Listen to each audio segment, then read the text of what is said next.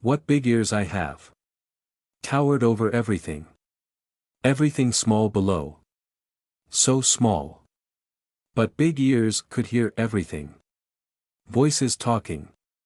Machines. Gears grinding. Explosions. Gunfire. Even scratching of pebble against another. Could hear. Everything. But did not care for any sound. Sound all noise. Very noisy but everything muffled. Could hear all annoying but all sound distant. Those that made noise some were near. Some on me. Many of them far. Screaming from afar. Dying. Screaming. So many making noise. Noisy but couldn't hear. Chose not to hear. Insignificant sounds. What big eyes I have. Could see everything with big eyes. Very easy. A strand of hair. Insect scurrying inside crack on wall. Drop of blood drying. Speck of dust. All bright as day. Big eyes make everything clear. Nothing could hide from my sight. Saw creatures, many creatures. Creatures on me.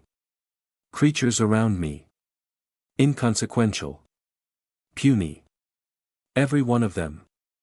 I could see. Every movement. Doing something. What were creatures doing? Attacking me? Weak creatures. Attack. Me. I did not understand. Could not feel them. At all. What big teeth I have. Rip with my big teeth. Big teeth tear, chew anything. Long and sharp teeth. Could eat everything with big teeth. Any that attack me to be eaten. Eat those that bothered me. They food. Have to be eaten. Food. Where food? Creatures attacking me. On me. Around me. Trying to hurt me. Trying. Failing. Were they food? No. Not food. Could not harm. Me. This was nothing. I could not feel them. What they doing? They not see they weak. No pain, not food. Not bother me. Did not crave them. Not hungry for them. I had eaten many. Many praise. Those that bothered me I ate. I grew big. Big and strong. With what I ate. No other prey worth eating now. All weak now. Boring. Nothing bothering me. Something dangerous. A black mound. Big mound, dark moving shadows. Writhing creatures gathering. Shadow creatures on me ran away. Gathered bodies. Then ran to mound. Joined black mound. With bodies they brought. Tentacles wandered all over the cavern. Absorbing bodies. Take heads, not whole body. Black mound it wanted heads. Eating and growing as I did. Might be dangerous. Might be good to eat. Black mound growing fast. Ate to grow. Growing as large as me. Grow to call something. Something coming. Inside darkness. But black mound didn't bother me. Tentacles kept away from me. Did not touch me. Only took heads around me. Brains? Wanted brains. Not interested in me. Me not interested in it then. Simple. Two creatures attack black mound. Too small trying to stop mound growing. They not bother me. No one bothered me. I want to sleep. Kaboom. Boom. A massive force hit me on the chest. Grrr. I bellowed with fury, sending shockwaves outward. Ripples of air pushed away from the smoke and fire, stirring up dust clouds. An attack. Someone dared to bother me. As the intense heat spread all over my upper body, blue flames singeing my fur, my senses sharpened like I was waking up from hibernation. Tuned to fight. To kill. To eat. The world slowed to a crawl as my concentration heightened. I could feel the minuscule stones and individual cracks on the concrete under my feet as I took a step back to steady myself after taking the brunt of the massive explosion. My feet sunk a few inches into the ground, the earth breaking under my tons of weight. The rancid smoke in the air fought with the stench of blood and death. But what enraged me was the smell of burnt hair and flesh. My own hair and flesh. I quickly regenerated my injury, flesh mending itself, skin blanketing the muscles, for bursting forth from my skin. Good as new. Who attacked me? I roared. Those two creatures. The ones attacking the black mound. I focused for a second on the mound of squirming dark sludge. Unstoppable in its growth, the mound already covered an entire side of the cavern. Parts of it branched out into the ceiling, hanging on to the stalactites with its numerous appendages. Dangerous was what it was. Instincts told me as much. But it didn't bother me, so I wouldn't bother it. Those two creatures, on the other hand, they were evading the thrashing tentacles that were as thick as tree trunks, endlessly sprouting out of the black mound. One creature had the appearance of a human, but he didn't smell like one. What was a human supposed to even smell like? I suppose I'll consider him a fake human. He was dressed in plain coat and tie attire, but his clothes were torn, revealing a skin-tight black bodysuit underneath. The other was a humanoid creature with bizarre proportions encased entirely in metal. It had cannons pointing at me. It was the one that attacked. I snarled at them. Brody, conserve the rest of the plasma disruptor charges for the cocoon, it doesn't seem effective on the Titan, the human said. Our priority is the cocoon. That one may be a Titan, but it's not a manifested. Even though they were far from me, I could hear them talking. Copy, sir. But we cannot simply leave it alone, said a deep voice with robotic tones. According to scans, it is not an aggregate. The cocoon might try to absorb it for the bridging. The metal man's head was fully covered by a boxy helmet, but I assumed it was him replying to the fake human. You're right, we'll have to keep them away from each other. I'll do my best to hold the Titan. Focus all your firepower on making sure the cocoon doesn't grow more. I have destroyed all the brains it has not absorbed in this area. Their conversation, the words, their identities, a gut feeling pestered me that I should be concerned. But why? I didn't understand. I had no reason to care. Right? I simply wanted the metal man. Eat the metal man, then go to sleep. Whatever the metal man hit me with, it didn't only cause an explosion and burned me. It also sent a massive jolt throughout my body, 1,000 swords poking me all over. The muscles on my chest twitched uncontrollably. A burning sensation crept under my skin, like the flesh underneath was on fire. I flexed my entire body and howled. An inexplicable force erupted deep within me and drove out the paralyzing charge. Then I stomped over to the two creatures, each step making the earth tremble. Tables and chairs crumpled like brittle twigs. I also squashed a few of the shadow forms that weren't lucky enough to get out of my path. Destroy the tendrils branching out of this cavern, the human said. Especially that big one that followed Lexus into that tunnel. It is looking for more heads. In her haste, Lexus might have left plenty of brains intact. Damn it. She didn't know one of these abominations turned into a cocoon. Make sure none of those tendrils reach her. The heavy tentacles of the black mound crept away from me as I passed, but not fast enough. I tore through them. Dark, thick juice spurted out of the severed tentacles. Revolting flesh, not food. Not food at all. It's cutting some of the tendrils. Lucky us. Let's do this, Brody. The residents of the city above depend on us. And it is only the two of us here. I'm going now. Good luck to us both. Whips of crackling light coiled around the fake human. He ran across the cavern, over the rocks, black tentacles, straight for me. I stomped on him. But he suddenly disappeared. Wham! A powerful force hit the side of my head. My dense fur, thick muscles, and heavy skull absorbed the blow. I barely caught a glimpse of the fake human when he zipped out of sight. Wham! Another blow to my neck. I roared and tried to catch him. The bastard was a flash of light in the dimming cavern. Zooming on the ground, the walls, even on my body. Hitting me and then running away before I could catch him. There he was.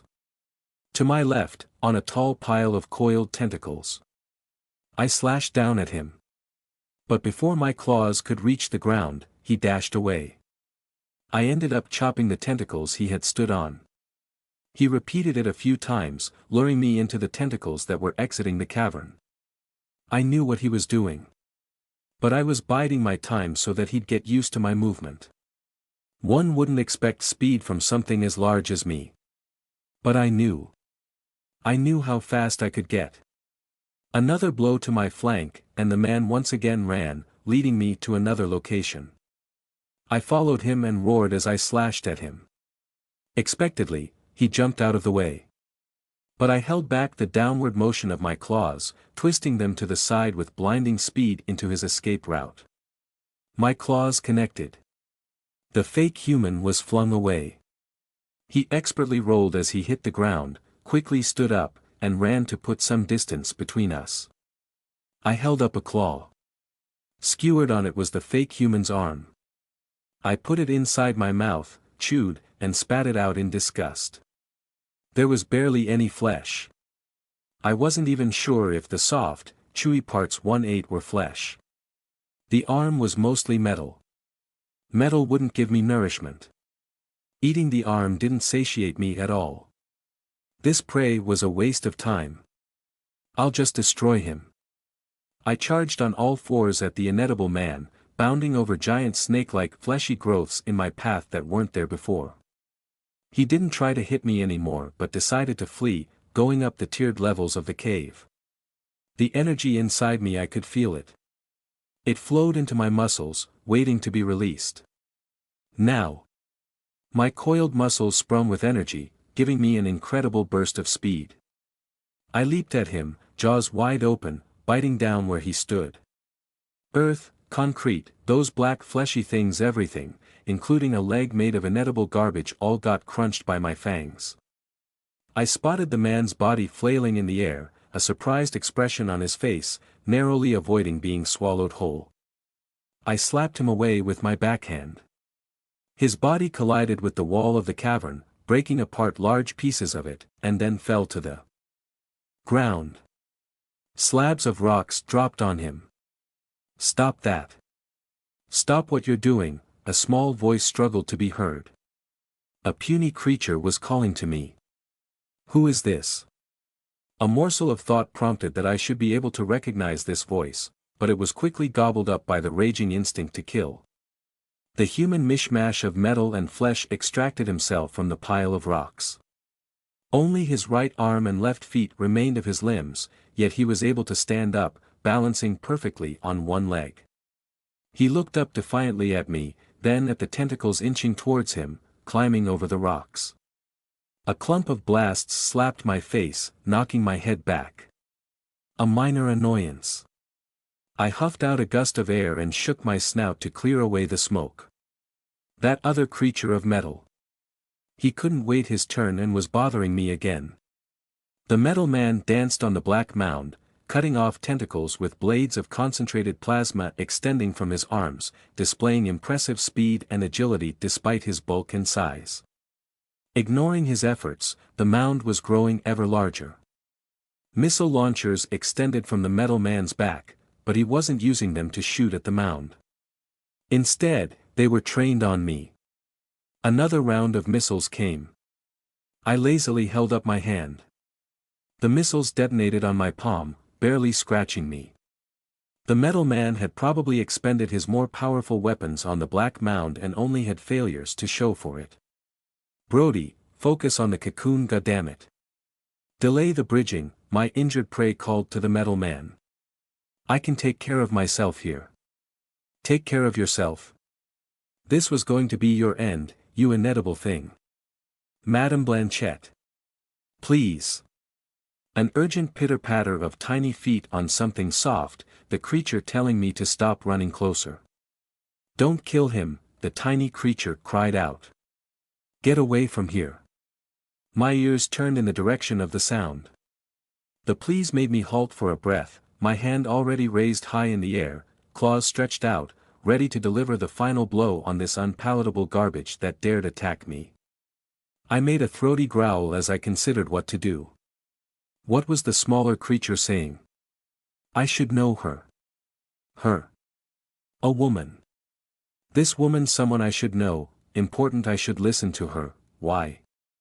As I turned my head to look at her, I saw in the corner of my eye the inedible man take his chance to escape. I roared and brought down my hand backed by the tremendous weight of my body to squish him. No. My entire body seized up. Myriad thoughts rushed into my mind. Images. Memories. Flooded into my mind. My head hurts. This will happen if I do that. That will happen if I do this. This. That. Many things happening. The injured human will do this. Will do that. A female human in white. She will do this and that and that. The metal man. A woman with a ponytail. All of their actions. The consequences of their actions. The black mound trying to devour us. The metal man and his companion. They will do something. Violent shaking. I fight. I continue to fight. Rocks falling. Rock will drop there. Drop here. Explosion. Collapse. Fire will consume the cave. Future. Possibilities. Everything was rewinding. Replaying. Different scenarios. What will happen if I do this? This and that will happen. Everything ends in an explosion. If I fight. All possibilities end in an explosion. Burned by fire. If I fight. If I stay. Buried under the earth. Everything is a dead end. No. Not all. Human body. Escape explosion. All exits will close. Cave collapse. Fire fills the cave. Explosion destroys everyone in the cave. Escape before that. Need to escape. Back to human. Human. The form I can see it. It is me. I am human. I am errand. As I came to, I was on my knees. I had my tongue out, panting like a dog. Saliva dripping down from my tongue formed a pool on the ground. I was seeing double, it was difficult to concentrate. My mind still reeling. What happened? I am errand, that was the important thing. A hint of movement to my right. A woman in a white dress, but the dress was not so white anymore. She was curled up in a fetal position. She hugged herself, trying to stop her seizures. Small vines grew out of the black fleshy floor and crept up on her body. Dean. I reached out and realized I was still a giant monster. A single finger was as big as her body. I might injure her and make her situation worse if I touched her. But I needed to get her away from those black things. A figure dropped down beside her. A woman in a suit with a black mask, her hair in a ponytail. It was Zazuri. She picked Dean up while observing me warily if I was going to attack. I noticed she injected Dean with something using a needle sticking out of her finger. Dean stopped trembling after that. Zazuri mouthed, "Go." Now, before leaping from one tentacle to another, blasting smaller ones out of the way as she made her escape with Dean's unconscious body over her shoulder. "We have failed the residents of this city," a voice announced.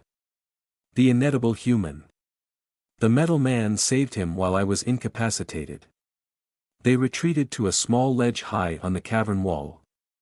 Tentacles were trying to reach up to them, fended off by the metal hulk, shooting at them or chopping them off.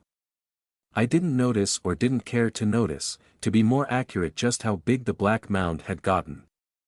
No longer just a mound, it was a humongous blanket of black slimy flesh laced with throbbing veins covering the entire cavern. The mound, the source of it all, was pulsating as if a beating heart. Dozens of heads surfaced and submerged across the gelatinous membrane covering it. "Lexus is not coming," the metal man said in between shooting. "Something untoward might have happened to her. Or the way to the surface is exceedingly far. Yes, we are alone. How are the readings? The cocoon will finish bridging soon. A narrow bridge? We managed to prevent our Titan friend from getting absorbed. A narrow bridge. Did they mean me?" I stood on my hind legs, looking up at them. I could get to them if I wanted to, but the shock from Dean cleared my mind. I didn't need to fight them. I had more pressing concerns if the visions I had were accurate. "I'll take that as a victory," the inedible man missing 2 of his limbs said. "We can manage a narrow bridge. There is only one thing we can do in this situation." "Yes, sir. Our last duty to this country. Prepare to overload your Greaves reactor at the exact moment the cocoon opens and connects the bridge to our world. Both our reactors should be sufficient to collapse the bridge before the manifestation. With this narrow a bridge, my calculations show that, yes, we will succeed. I am going to begin charging." The larger metal man stopped shooting and switched to punching away the tentacles still trying to grab them. The inedible human looked down on me. I bared my fangs at them. "Relax, dear Titan," he said. "I'll take you with me to the afterlife." The black mound, which they called a cocoon, grumbled as if a giant was speaking gibberish. The cavern once again shook, more violent than ever before, black tendrils burrowing deep into bedrock. The remaining red emergency lights that weren't covered by the encroaching flesh flickered were turned off, and a veil of darkness covered us. Only the lights coming from the sparks on the pistons on the metal man's armor were the source of light. But it wasn't a problem for me, for my monster eyes could see extremely well in the dark. This was it. Time to bail. I jumped down into the arena and landed on a bed of flesh. The only way out that could accommodate my size was the door used by Mr. Ogre. "Oh, Mr. Ogre, how I miss you so much." A glint of metal. Finally. I swept away the black flesh to reveal the exit. Turn back to human. I screamed inside my head. I tried to force myself into the hole, but it was too tight. Still, I didn't give up. I pushed forward, dragging my body inside with my hands and elbows, forcefully expanding the size of the tunnel. Large patches of fur and pieces of flesh were ripped away from my chest and back as I persisted in crawling further in. I didn't care if parts of my body were torn off by my furious tunneling. The inedible human and the metal man were happily chatting on the ledge, a couple of idiots. I could faintly hear their voices.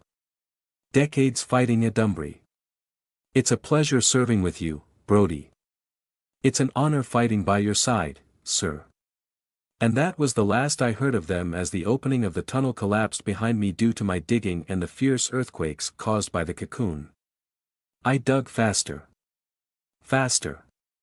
I didn't know if I could survive the Greaves reactor explosion they planned to do. And if I did, I doubted if I could survive getting buried here even in my monster form. At least let me die in my own body. I positioned my claws beneath my jaws, my other hand continued carving a path, my legs pushing me forward. How do I change back? Remove the mask. My claws pierced my flesh and met my lower jawbone. I tried pulling and then roared in pain. I only succeeded in removing flesh from the lower half of my face. My head burst into a large room full of machines and equipment. 3 tunnels branched out of it, and these were narrower than the one I passed through. It might be my imagination, but I think I was getting smaller. But I still couldn't fit in these tunnels. No choice but to force myself in again. Become smaller and smaller, I chanted in my head. I picked a tunnel and dove into it, ignoring the pain as my body was squished and bones were broken. I concentrated on digging even though the earth was shaking non-stop. Dig. Dig. Dig. Was I even following the tunnel or was I digging a new one? Dig. Dig. Dig. Panic gripped my heart. What if I'm digging downwards? But good news, I was indeed becoming smaller. I found it easier to navigate the tunnels. Then it was as if the entire world was turned upside down. A mighty wave washed over me. Rocks fell, threatening to bury me alive. Was that the reactor? I gritted my teeth and steadied myself as the earth churned like I was in a concrete mixer. I didn't know how long the explosions continued. I just stayed still and prayed it would be over soon. When it calmed down, I pushed the rocks and noticed my hands and arms were only partially covered with fur. Finally, the tunnel began to grow hot. Flames squeezed in between the rocks and licked my body. Wait. This wasn't a good time to turn back into a human. And I did. I dug and I dug even as I was getting roasted alive. MC eyed the collection of bullet holes on the windshield. Next, he checked the rearview mirror and the side mirrors. There was no one following them. For now. He still decided to play it safe and crouched low as he drove, his chin almost touching the steering wheel. One lucky shot blowing his brains out and that'd be the end of his regeneration. And the end of him.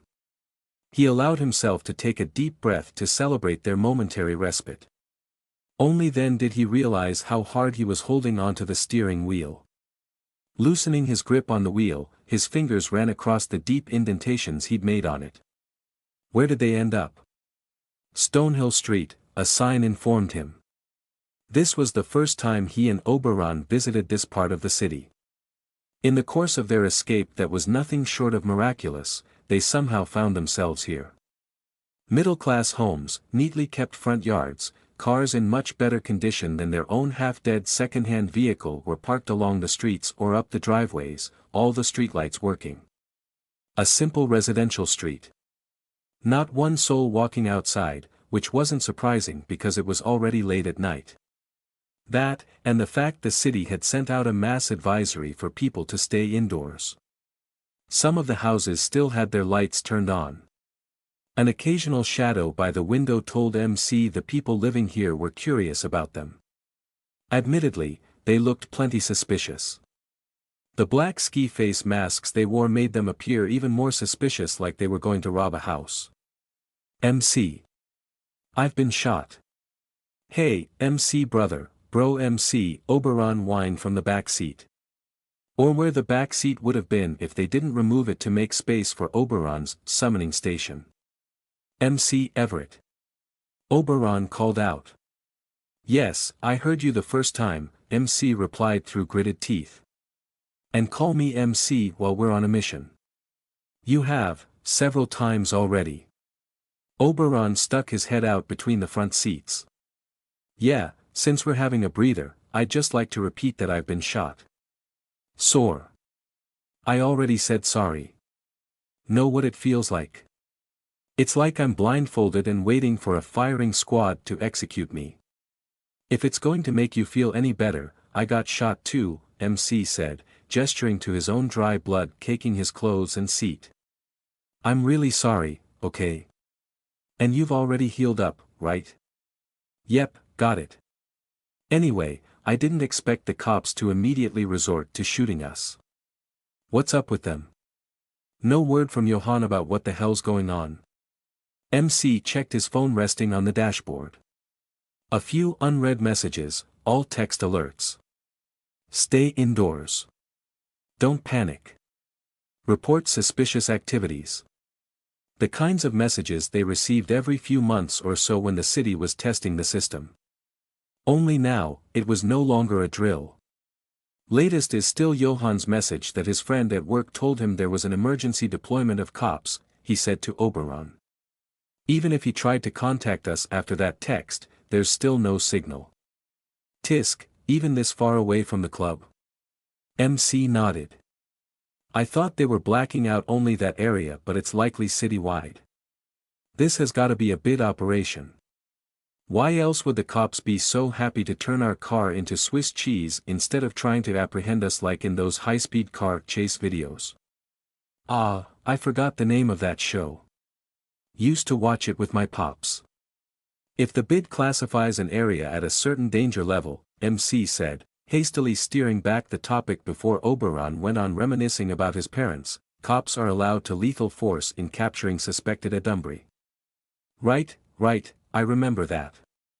Oberon squeezed himself between the front seats and sat shotgun. Didn't help that after they showered our car with lead, we still sped away like everything was fine. Now, there's sure something's up with us. MC looked down at his torn and bloody shirt and shrugged. Where do we go now? Just park here. Oberon rolled down what remained of the bullet-ridden window on his side and stuck his head out to examine their surroundings. Seems pretty quiet. Wait it out. Don't think that's a good idea. Our car looks like we've been through a war zone. Oberon sat back, arms behind his head, and placed his feet on the dashboard. Just continue driving. Move to another state. Start a new life and forget about all of this. MC didn't know if he was joking or not. Our priority is safety, next is we need to regroup with the others. What became of them?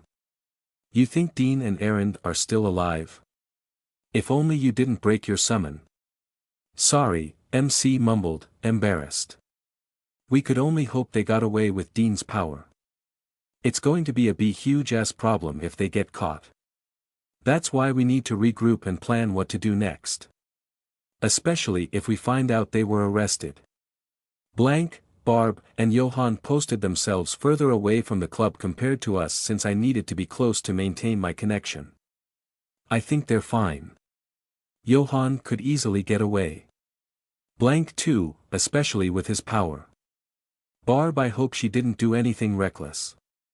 If we got away, then they should have too. Maybe. So again, where to?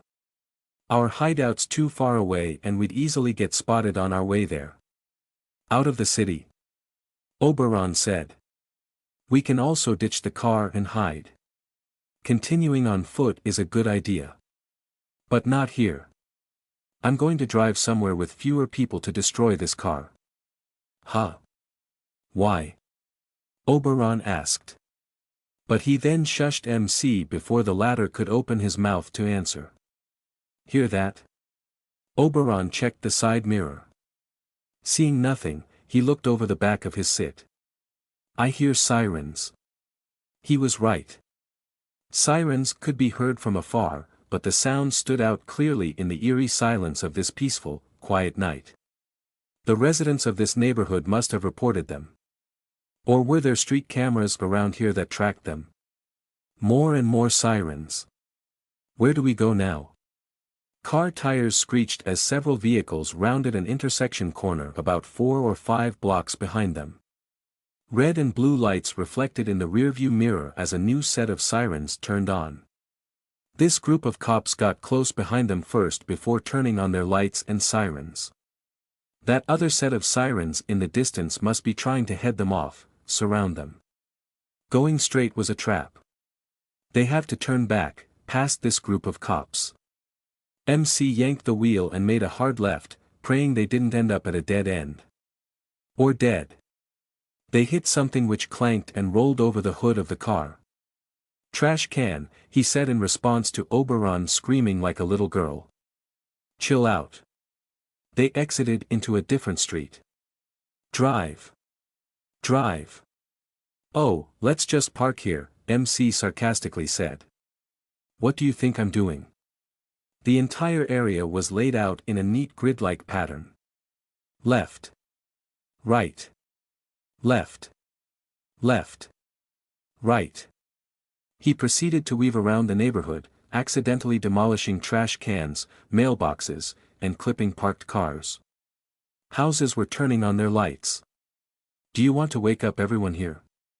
Oberon asked. Or do you just have a problem with sidewalks? It's hard to control the car. Something's broken. The police cars were relentless. They may have shaken off a few of them, but more were coming. MC yelled as a black car parked a block ahead came to life and charged at them. An unmarked police car. He turned left, onto a property with a spacious lawn to avoid the oncoming black car. Bonk, they jumped over the curb. Stepping on the gas, the tires dug up bits of soil gaining traction before tearing across the lawn. The people in the unmarked car shot at them as they passed each other, uncaring of the houses nearby. Can you just give us a ticket? Oberon shouted at them. The unmarked car from earlier, this time with police lights on its dashboard, was hot on their tail, leading a herd of white sedans, painting the street red and blue. MC floored the pedal. Their car groaned with worrying clunks, burning rubber, before shooting down the block. Unfortunately, the police behind had no problem catching up to them. And there were no corners to escape to in sight. Bam! The black car rammed them from behind. Shit, MC said as their heads were thrown back in whiplash. Surrender or we will use any force necessary to stop you, a voice on a megaphone blared. Let's fight them. Oberon said.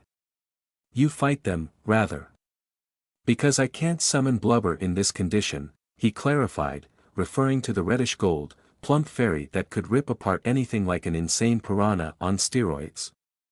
What? I'm not going to blow up cops. Move over, Oberon said, grabbing the wheel with one hand, and pulling MC away with the other. The car wobbled. Wham! The black car rammed them as they slowed down. Stop them, MC.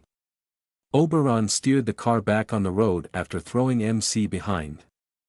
MC tumbled in the back of the car into the cushions used by Oberon for summoning.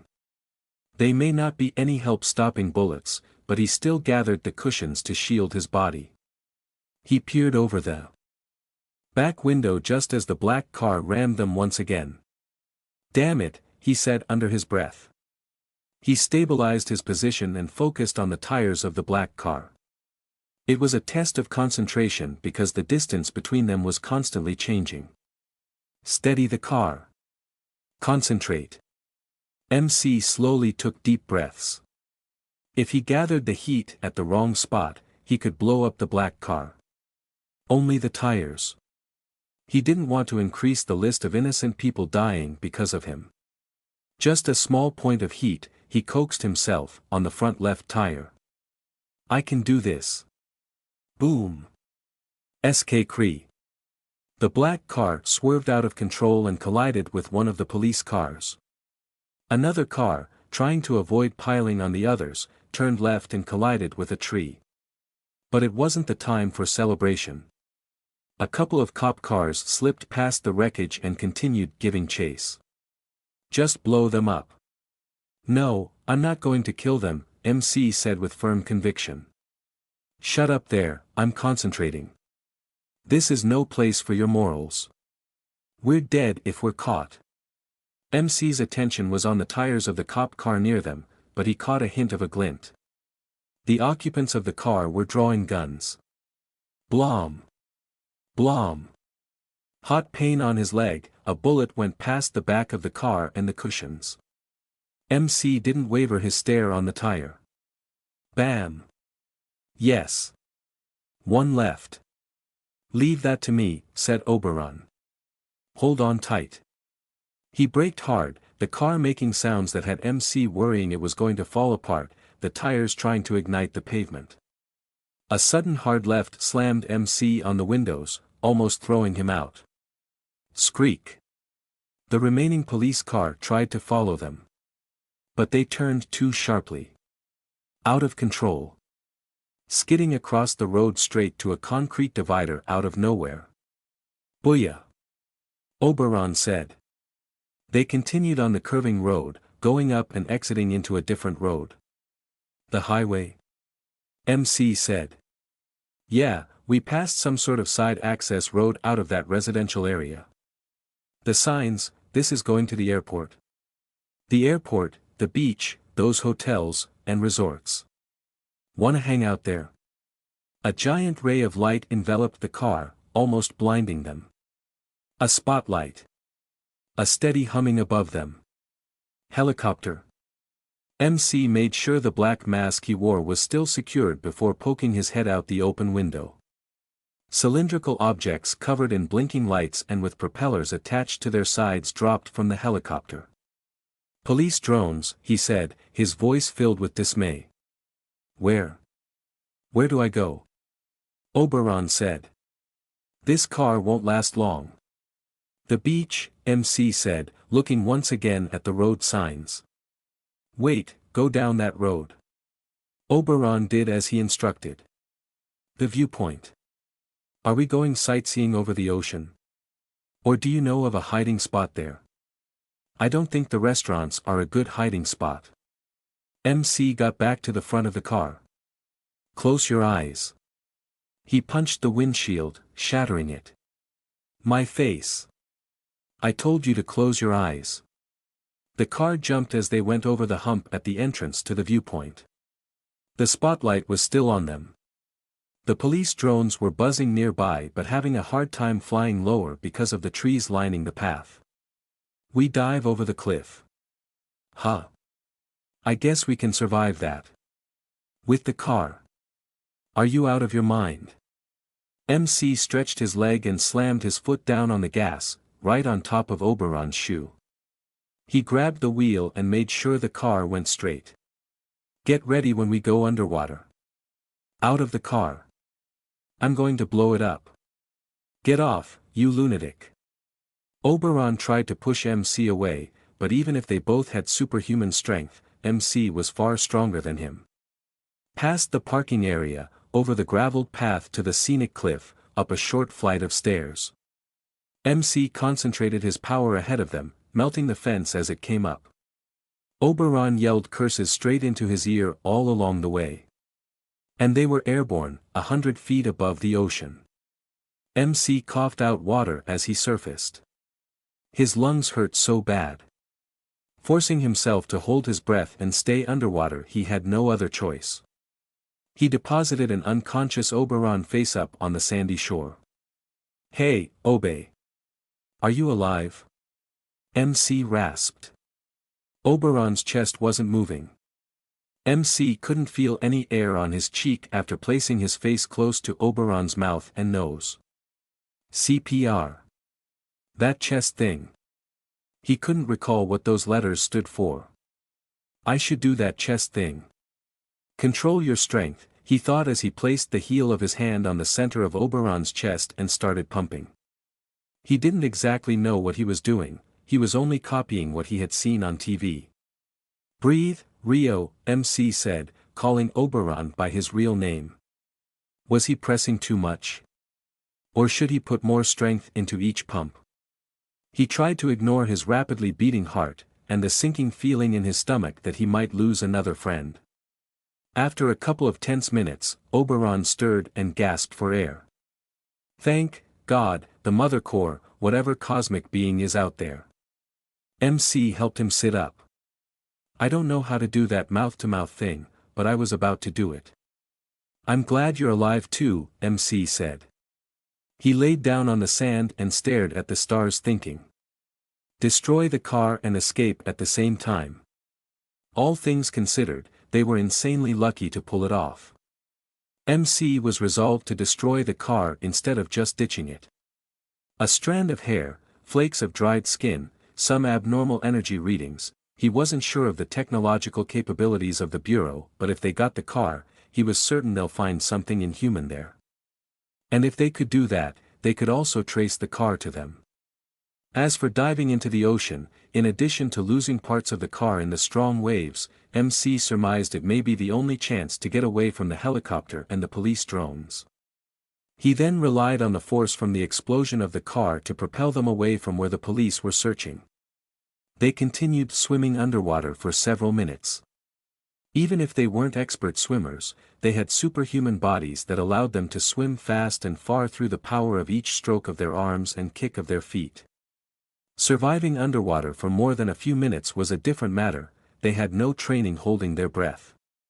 But MC knew humans could survive underwater for several minutes, it was just a matter of being able to hold their breath. Through sheer willpower, they had stayed underwater while swimming with all their might, gambling that their regeneration would be sufficient to deal with the damage suffocation brought long enough for them to gain sufficient distance. But they still made sure not to pass out. Their brain shutting down from lack of oxygen equaled the end of their regeneration. As luck would have it, when Oberon released his breath and passed out, they had almost reached the shore. MC started to chuckle in relief. Oberon joined him. The chuckle evolved to uncontrollable laughter. "Okay, that's enough," MC finally said, wiping tears from his eyes. Oberon got up. "Let's head back." "Is that an explosion?" MC quickly sat up just as a wave of wind passed over them, covering them with sand. "What's going on?" he said, dusting off the layer of sand coating him. MC turned around, followed Oberon's finger, and saw a thin pillar of blue light, rising from somewhere in the middle of the city, piercing the sky, eventually fading away into the darkness of the night after a few seconds. I groaned as I gradually regained consciousness. Buzzing pain drilled into the sides of my head. My eyes felt like they were getting pressed into my skull. Take the headache of staying up all night studying and then taking 3 final exams in a row, multiply that pain by 5, or maybe even 10 times. It was so bad I just wanted to chop my head off. First thought, how long was I unconscious? Second thought, lucky no one tried to kill me while I was out. Flickering yellow light from an old bulb above greeted me as I tried to open my eyes. "Shit, that's bright," I said, my parched throat making my voice sound like I had sandpaper for vocal cords. I immediately closed my eyes again. The lights weren't blindingly bright, but they made my head and eyes hurt. Waiting for my eyes to rest, I tried to feel around to have a clue where I was, but my body was too numb and weak to move and would barely follow my thoughts. It reminded me of the time I stupidly forced myself to do a heavy leg workout day after millennia of not going to the gym and I couldn't feel my legs the next day, only this time, it was my entire body that was sore and out of commission. "Healing power, yoo-hoo, where are you?" I was partially lying down, my arms and legs splayed out on a smooth but hard surface, most likely a dirty tiled floor based on what I could touch with a feeble movement of my fingers. My head was slumped against the wall, bent downwards at a sharp angle, my chin almost touching my chest. This awkward position with my neck strained didn't help alleviate my headache at all. Did I pass out sitting with my back on the wall and then slid down to the floor? Trying my utmost to ignore the pain, I struggled to roll my body to the right to change my position. I managed to turn my torso and slide my head completely down to the floor, ending up lying on my side, my head on my outstretched arm. Still uncomfortable but so much better than my earlier position. My breathing was ragged, the pain overwhelming. I didn't want to try to move anymore. There must be a limit to my healing. Was it a finite power that would recharge over time? I hoped it would. I had been through so much I wouldn't be surprised if I momentarily ran out of healing power. Let's see.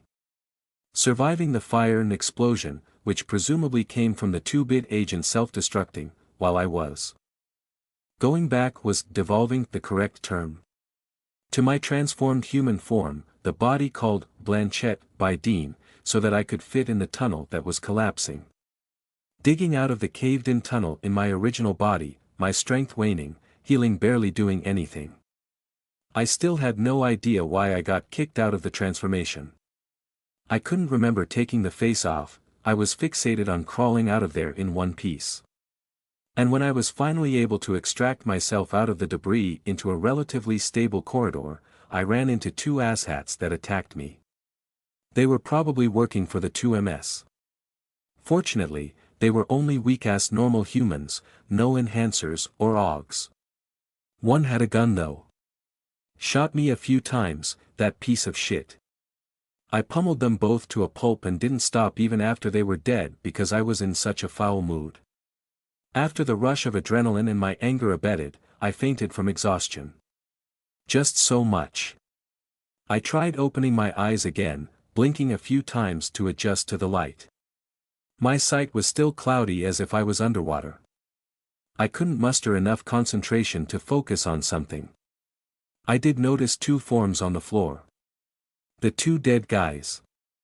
I thought I was able to move further away before falling unconscious. I can't do shit in this state. I decided to stay still for a few minutes, or was it an hour? Drifting in and out of consciousness, I couldn't tell how much time had passed. Everything was a haze. There were moments I wasn't even sure if I was dreaming. Like, right now, there was an eyeball on the floor, about a foot from my face, staring at me. It wasn't there before, I obviously would have noticed it. This has got to be a dream, right? Or did an eyeball roll out of the head of one of the guys I killed earlier? I chuckled at the thought of an eyeball popping out of its socket while I was pounding the head flat, like a pea squeezed out of a pod. Even a tiny bit of laughter made my abdomen hurt, but the soreness of my body was more tolerable now. "Hey there, buddy," I whispered. "Are you the left eye or the right eye?" I snickered again, holding in my stomach with an arm to lessen the pain. I had no idea why I thought it was damn funny. Mesmerizing blue iris, abyssal dark pupil, thin pinkish veins crawling over the white of the eye. The eyeball was larger than a human's, about as big as a tennis ball. It twitched, then rolled on the floor over to the bodies of the guys I killed. I could have sworn it was checking the bodies, stopping at one and then the other. Then it rolled back to me. So, this might not be a dream. Spidery legs sprouted from underneath the eye, elevating it a couple of inches above the ground. It gave me one more look over, rocking back and forth on its legs, before scampering off, turning left into the path where I came from. The caved-in dead end was further on. Noise echoed down the quiet corridor, opposite the direction the eyeball went. I shifted my head off my arm so I could press my ear on the floor. The tiles were cold and dusty. I wrinkled my nose to stave off a sneeze. Holding my breath, I focused on the vibrations on the floor. Footsteps. Clinking of the hard soles of shoes on the tiles and something softer. People talking. Coming nearer. "There's someone here," a female voice said in a loud voice. Someone replied to her, but I couldn't hear it clearly. 2, maybe 3 persons based on the voices and footsteps. From the bits and pieces of their conversation, I could make out that they were arguing whether to come to me or not. Shit, what do I do? I forced myself up. My arms shook, struggling to support my upper body. Transform. I held up my hand, examining the crystals on my palm. I was hesitant summoning the Blanchette face. I wasn't even sure I could do it. I didn't know why I was forced out of my transformation earlier. Possibly because I was too weak. It would be disadvantageous if I transformed now only for it to fail. I should assess the danger first. And if I transformed, I might not be able to control the urge to start eating people that attack me. Then I'd certainly turn into my giant beast mode and there was no Dean around here to snap me back to sanity. But I just couldn't do nothing. There was no place to hide. Those people knew I was here, anyway. They were getting near the intersection of tunnels up ahead. The gun. Where was it? I rubbed my eyes before scanning the room. I recalled I kicked it away after I knocked out the guy holding it. "Excuse me, miss," the female voice said. She stayed behind the left path of the intersection. "Don't be afraid. We're here to help." I tensed up and raised my weapon. There was scratching on the ground beside me. It was the eyeball again. I pointed the gun at it and it ran away. I pointed the gun back down the tunnel. A hand appeared out of the corner waving a pink handkerchief like a surrender flag. "Can you please put the gun down? We're friends. We also escaped from the underground arena." I lowered the gun and slowly stood up, my left hand on the wall for support. "Okay, I'm not going to shoot," I said, hoping they'd understand my scratchy voice. If they were the Adumbry clients of the 2MS, shooting them wouldn't do much unless I land a superb headshot. A brunette woman appeared. A mask covered her face, just like the masks given out at the club. She wore a black sleeveless crop top with matching high-waisted fitting dress pants. An oversized coat was over her shoulders. It was in men's style, so someone must have given it to her. Even if her clothes were powdered with dust and grime, they were obviously very expensive. She was barefoot, her high-heeled sandals dangling by their straps from her fingers. I held up my hand over my face. Although I lowered my gun, I was prepared to summon the Blanchette face and put it on if needed. Misunderstanding my actions, she said, "Oh, you don't need to be afraid about your identity." She removed her mask, revealing a conventionally beautiful face with friendly features. I would say she was in her early 20s, somewhat close to my age. "I'm Vanessa Minos." Minos as in the mayor. "I'm his niece." "You didn't need to tell her your actual name," said a man still behind the wall. I instantly raised my gun again. "Don't shoot." Vanessa held up her hands. To the guy hiding out of sight, she said, "Just let me deal with this, I'll say when it's clear." She faced me again.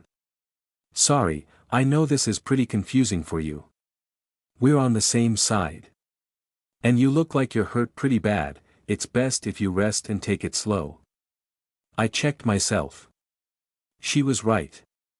The playsuit I bought specifically for this mission that took a chunk out of my savings was not only sprinkled with soil and dried blood but also had tears all over that made it borderline immodest were it not for me looking like I'd been rolling in dirt, which I actually did.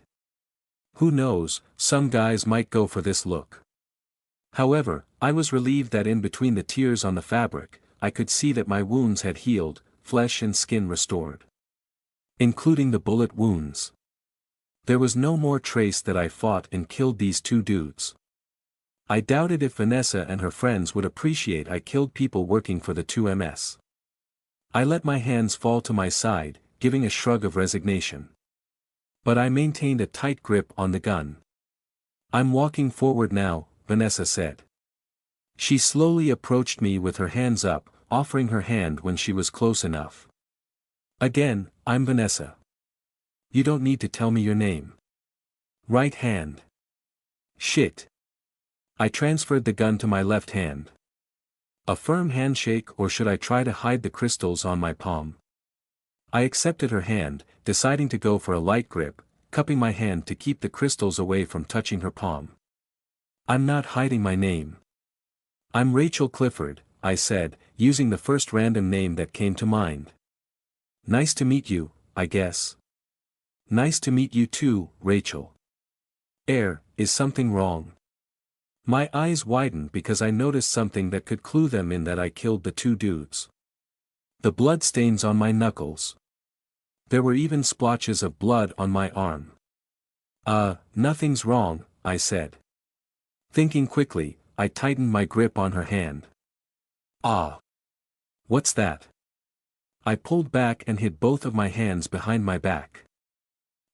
Nothing," I said while trying to discreetly wipe the back of my hands and arms on the back of my outfit. "That's the crystals on my hand." My power." "Sort of." "Sorry." Vanessa's face lit up. "See, we're on the same side. I'm going to introduce you to my friends now, okay?" "Sure. We're all right here."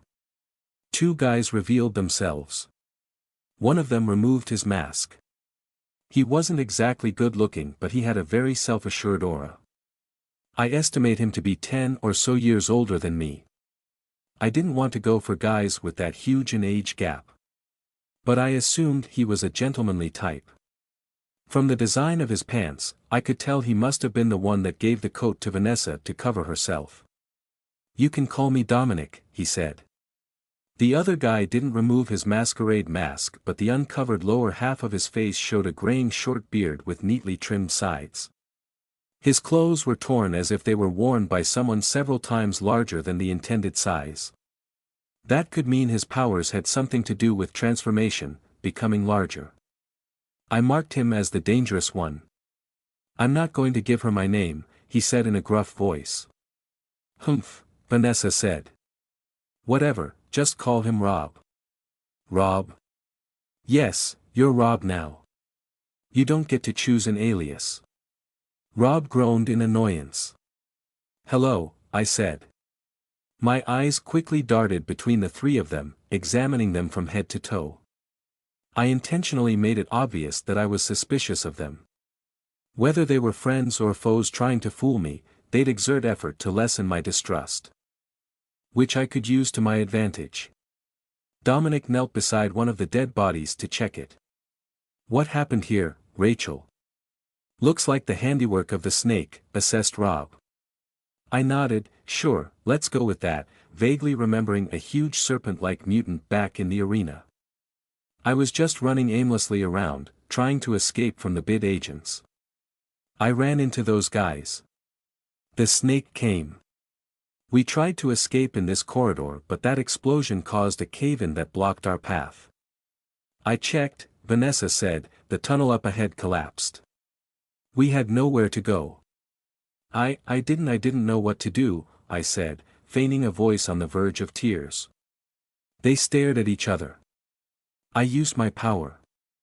I showed them the crystals on my right hand while continuing to wipe my left hand behind my back. I formed a crystal shell around myself and hugged the wall. It had difficulty moving in this space, so it pinned those two guys with its body and punched them with those numerous freaky hands. I watched as it killed them, and it kept on pounding their heads even after they already died. Adding dramatic effect, I glanced at the dead bodies and then turned away, pretending I was about to vomit. Let her finish her story, said Dominic. Please continue, Ms. Rachel. After it killed them, it went for me. I didn't know how long it kept on punching my crystal shell, then slamming with its body. It was strong enough to break portions of the shell. The parts of the crystal that are destroyed disappear, so I have to remake them. It didn't stop for a long time. I was so tired of remaking the crystal shell. I don't think I can make more without a good rest. It probably got bored and just left. Vanessa approached me and put her coat, or rather Dominic's coat, on my shoulders. I was getting Dean levels of friendliness vibes from her. I did spot the snake in this general area with my eyes, she said. Oh, shit. Really? I was super lucky it didn't come to me then. Is that eyeball yours? I noticed it skittering in between Vanessa's feet. This is my power. She scooped up the eyeball. A hole opened in her arm, the skin parting like an eyelid, revealing a hollow socket. The eyeball crawled in, retracting its legs as it snugly fit inside the opening. The hole closed, Vanessa's skin smoothening as if there was no hole at all. My left arm contains several of these eyes familiars, if I can call them that. Whoa. I stepped back in surprise. Several eyelids opened from her hand up to her shoulder. Most of them housed eyeballs of varying sizes, looking here and there. But there were a few empty sockets. Those were probably the ones out scouting. While my right is the home of my mouth familiars. Vanessa presented her right arm. Mouths filled with rows of teeth opened, chattering incoherently. Some of them laughed. Vanessa shivered and tensed her right arm to close the mouths. I haven't used the mouths at all. They creep me out. Rob tooted in disapproval. Essa, dear. I know you're trying to show you're trustworthy, but you didn't have to show your right arm as well. She told me her powers, so it's only fair I reveal mine. And it's good to establish trust if we're going to help each other on the way up. Speaking of going up, said Dominic, we should get going now. Right. The snake might come back here. Or worse, bid agents. Dominic said, Rachel, do you need help walking? I can give you a piggyback ride if you still feel weak. I can manage. No. Vanessa interjected. I can help Rachel walk. Giving her a ride is too much, Dominic. Too much what? Never mind. Go on ahead, lead the way. Vanessa went up beside me. Just put your arm around my shoulder, I can support you. I had no doubt she could with us having super strength and all that. Can I go to your other side? What? Why? She noticed me looking warily at her right arm. Ah, of course. Just stay still.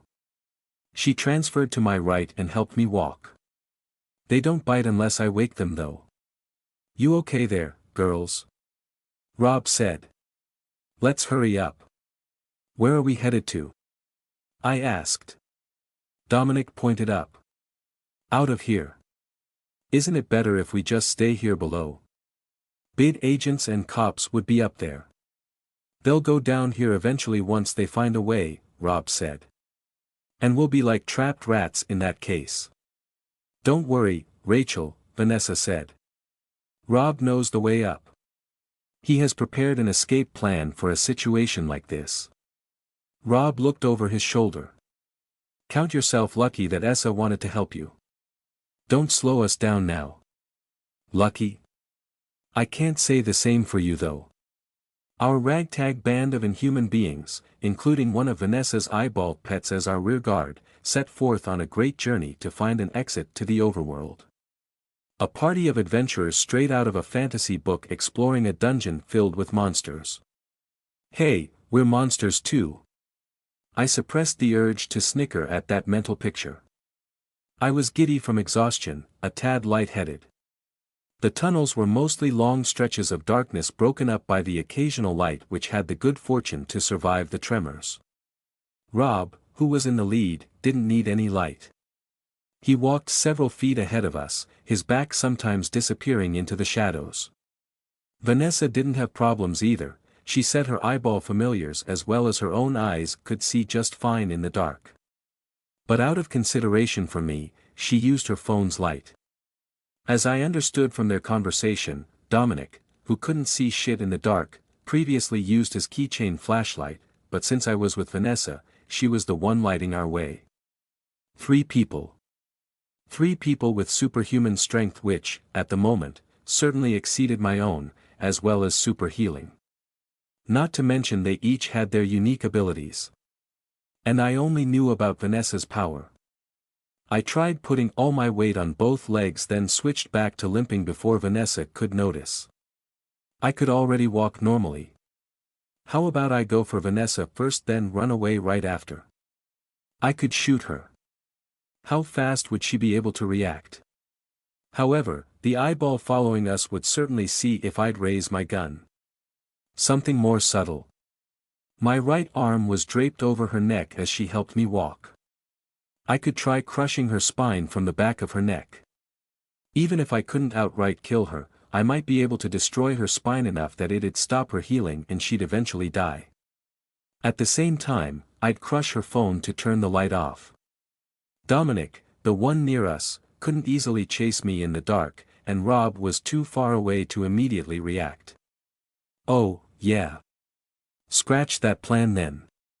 I wasn't thinking straight. I wasn't even sure I could fatally injure Vanessa without transforming. And what would I do after I run away? Play hide and seek with Rob and Dominic in the dark. Okay, chill for a moment, girl. There was still time before we reached the surface.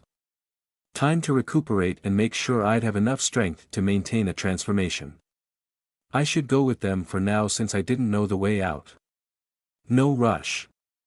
When we reached a forked path, Rob raised his arm with a closed fist to signal our group to stop, pretentiously role-playing a tactical commander of a military operation. Counter-checking the labeled arrows hanging from the ceiling, fading and rusty from age, with what I presumed to be a map in his phone, he muttered, I see, we're at this point. This leads to the A2 section, so then we go this way. I send a familiar to the left. Vanessa said. Please. Her left arm supporting me tensed behind my back followed by a disgusting plopping sound. An eyeball dropped on the floor just beside my foot. Upon seeing it, I jumped right into Vanessa, letting out a tiny yelp. That wasn't too dramatic, was it? The eyeball rolled a couple of yards before extending its insect-like legs and rushed to the corridor Vanessa was pointing to with surprising speed. "Sorry," she said. "Did I scare you?" "No, I was just surprised. I can't help but be jumpy from all that's going on tonight. That's why I'm sending out my familiars ahead of us." She smiled to assure me. "So there'll be no surprises. Do you see what they see? Is that how it works?" I was thinking it was similar to Oberon and one of his fairy summons, sneak. I can if I want to. But it's very disorienting to do it with all of them at that same time. It makes my head hurt so much. And that's including what I see with my own eyes, by the way. So, what I do instead is cycle through my familiars every minute or so. Kind of like switching through different tabs in an internet browser. I've never thought of it that way. She started giggling. If you see my eyes glazing over, that means I'm checking my familiars. I have 3 of them out right now. Rob checked his watch. We'll wait a couple more minutes before following it. How much farther away do we need to travel, Rob? Dominic said, snorting when calling him Rob. Inside joke. Thanks for including me in the joke, guys, I quipped sarcastically in my head. There's an exit about 10 minutes away. But now, it's going to take us 15 minutes or more, most likely more, since our pace has slowed down. You dick. I knew he meant me. I said with strained breathing, you can go on ahead without me. I just need some time to rest, then I'll be fine on my own.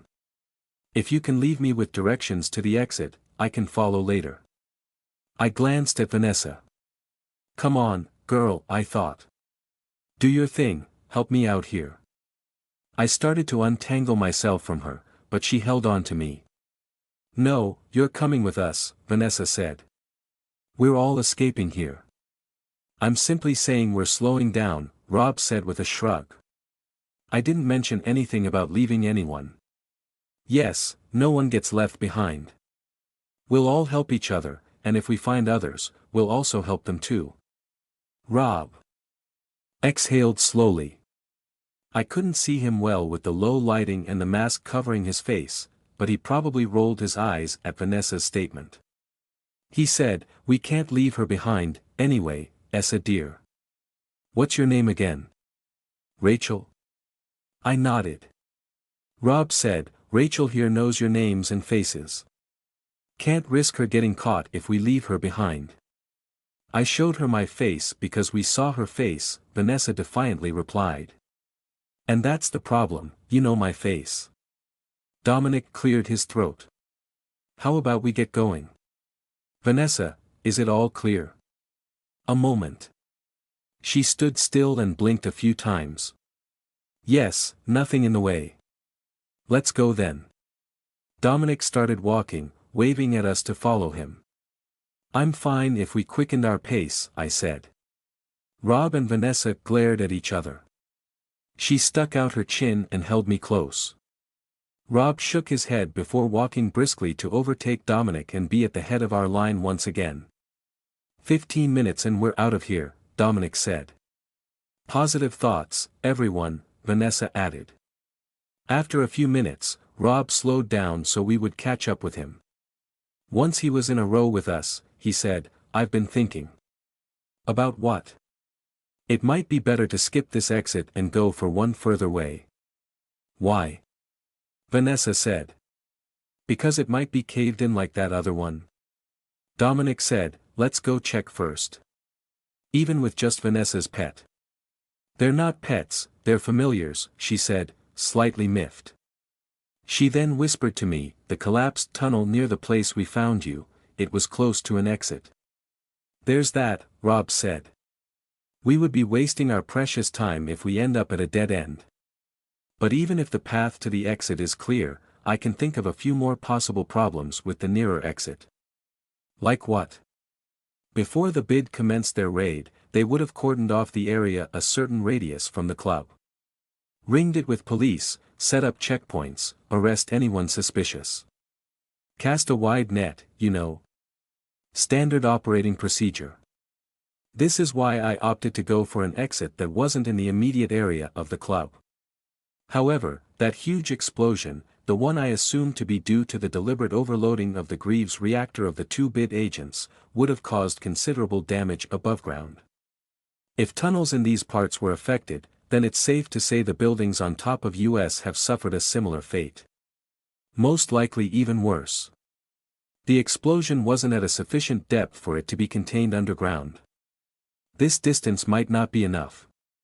You mean it's not safe for us to go above since we're still near the center of the explosion? Vanessa said. Rob ticked off a finger. That's one. Dominic said, we're not even sure if the exit above is still open. That's the bigger problem. Rob held up another finger. The possibility the exit is blocked on the other side by, let's say, a collapsed building, cannot be discounted. Holding up a third finger, he said, and the biggest problem is that because of the explosion, more police will come. You might think we'll have an easier time escaping in the commotion. But you shouldn't forget this is a disaster connected to a bid operation. They'll be on high alert. I wouldn't be surprised if they'll call the National Guard or even the military. There's a National Guard camp near our city, over at San Domingo, Dominic said. They'll be sent here for sure. And there's an Air Force base by the airport. Vanessa chewed her lips, concern flashed on her face. This is bad. The National Guard, the military, more bid agents, Rob said. Think about it, when was the last time something this big Adumbrey-related happened?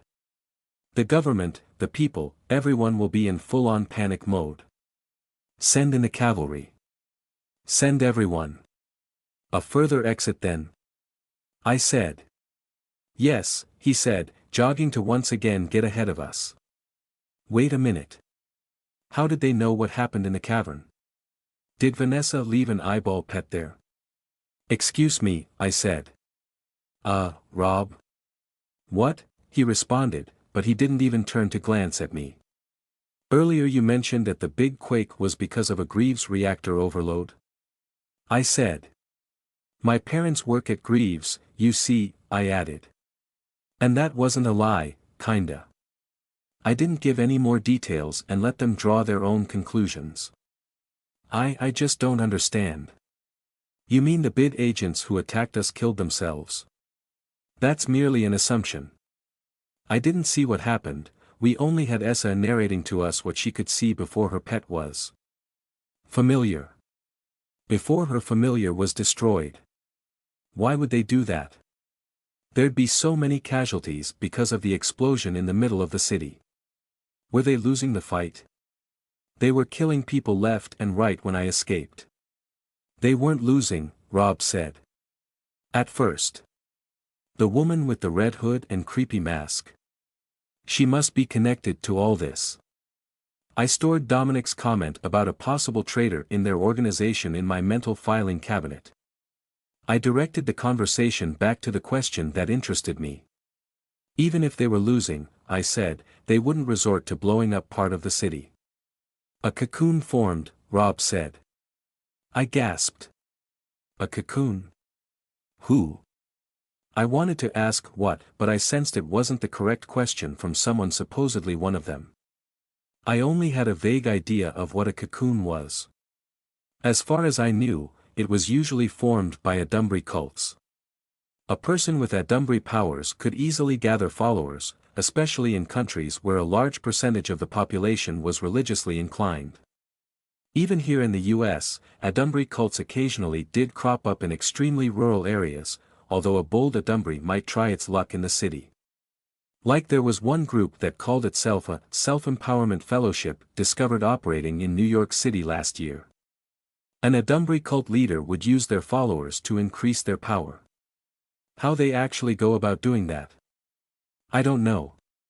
But at some point, the cult leader would form a cocoon using his followers. That didn't seem to be the case here. Leandro, Dominic said. Rob clicked his tongue in disapproval.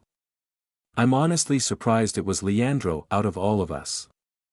I don't know, to be honest. Our supply of pills, the monthly psychological conditioning and evaluation pure desire shouldn't be able to break that. But in the end, Leandro still succumbed to the Adumbri temptation. His desire to fulfill his duty of protecting us might have overcome all the precautions. Could he have skipped out? Dominic said. Leandro? Unlikely, Rob said. He of all people knew how important the rules we follow are. I still don't understand. Even if there was a cocoon, doesn't it take time to form? Why immediately go for blowing up the entire place? That I'm not sure, Rob trailed off. We could hear him scratching his beard. Something else might have happened. You're right, cocoons shouldn't have formed that fast. They're usually cultivated for a long time. But according to Essa, a huge cocoon rapidly formed and eventually filled the entire cavern. What? I exclaimed. That's huge. And it was absorbing the brains of the people the agents killed, Vanessa added. Shouldn't there be a willing connection if links are to be established to support a cocoon? I didn't know a cocoon could just form spontaneously like that. Plus, the participants should be alive. Yes, it was weird it could grow by absorbing brains. There are so many unexplained things tonight. Dominic snapped his fingers. It must be that giant werewolf Vanessa saw. Everything that happened tonight must be connected to that person. Vanessa, you got a good look at her, right? Before she transformed. Yes, I was just watching the screens since I didn't have anyone to talk to since this is my first night attending. Rob's footsteps became heavier, his shoulders dropped. I should have dissuaded your father more forcefully from sending you here, Rob said. Foremost, I didn't want you to see what's happening in the arena. And now we have this unforeseen situation. Don't worry about it, Vanessa said. Dad wanted me to mingle with others, and I could see his point, so I decided to go here. My own decision. You're not at fault. We're all past that now, Dominic said. Escaping is our first goal. Then we'll wait until Mark contacts us. We have to report the things Vanessa's familiar saw in the cavern. Other groups might be targeting us. Undermining Mark's influence in the Adumbri trade, said Rob. It's possible that red-hooded woman was sent by the boys at Las Vegas.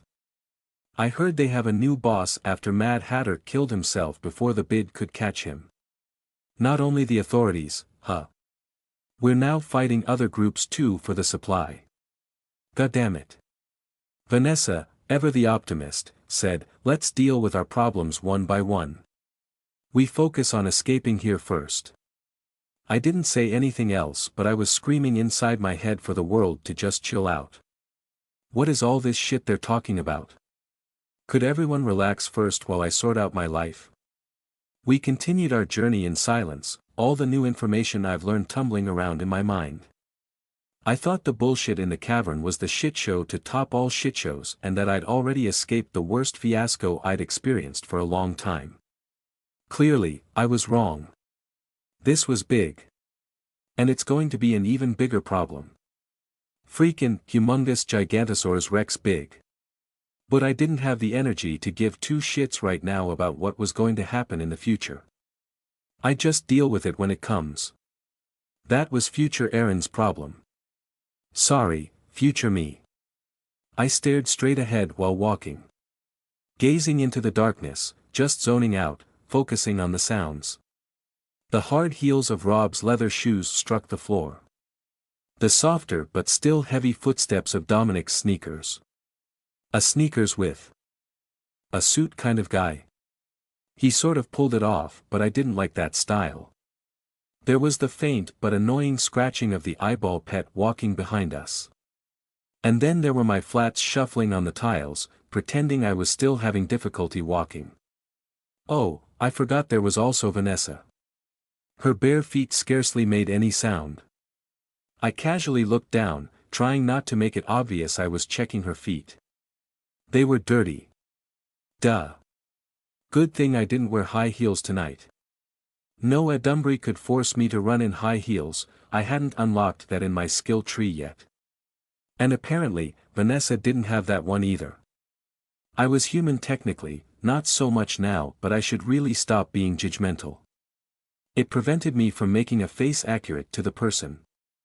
The reason I judged people was for making a face, which was why it was bad for me if I jumped to unfounded conclusions because it would ruin the face I was trying to craft. However, as I understood how normal people think, being judgmental was only bad if it had negative intent.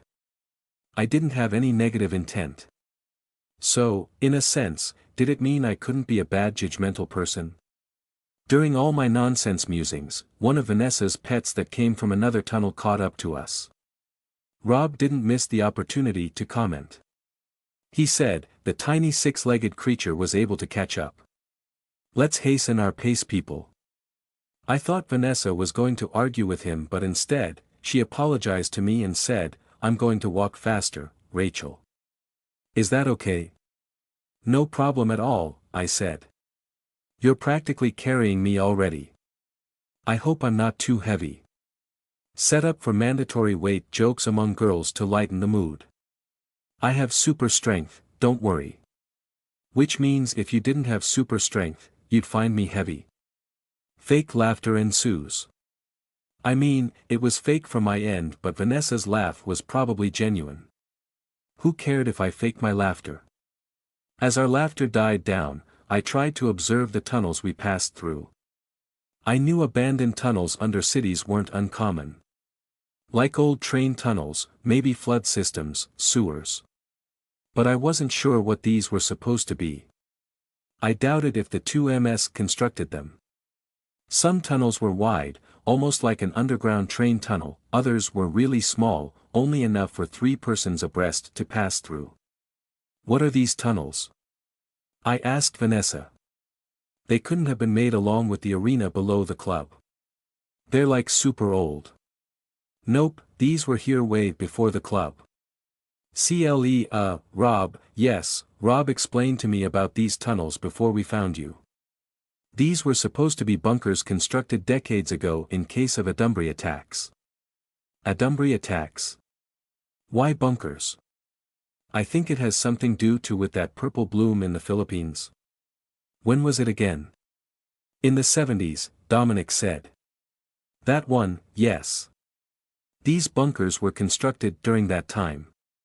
I've read about that. It was one of the biggest purple blooms ever, not counting the massive ones during the start of the Adumbri invasion.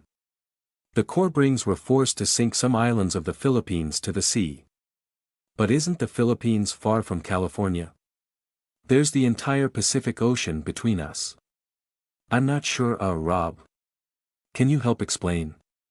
It's because a couple of Titan Adumbris showed up in Hawaii a month after the purple bloom was destroyed. They apparently walked on the seafloor until they found Hawaii. I can't recall what exactly happened back then, I was only 4 or 5 years old at that time. But there were mass panics because of the very real concern that Titans could be wandering at the bottom of the Pacific Ocean and they'll eventually reach US soil. The panic fueled the hasty construction of these underground bunkers for major cities all along the West Coast. Nothing happened anyway, and these bunkers are just, here. Abandoned. Mark took over these with the help. Someone's coming. Vanessa said. She pointed forward and the eyeball behind us rushed in that direction. I wasn't able to see clearly, but the person had a mask like ours. Rob, what do we do? Dominic said. Only one person. Yes. He's one of us.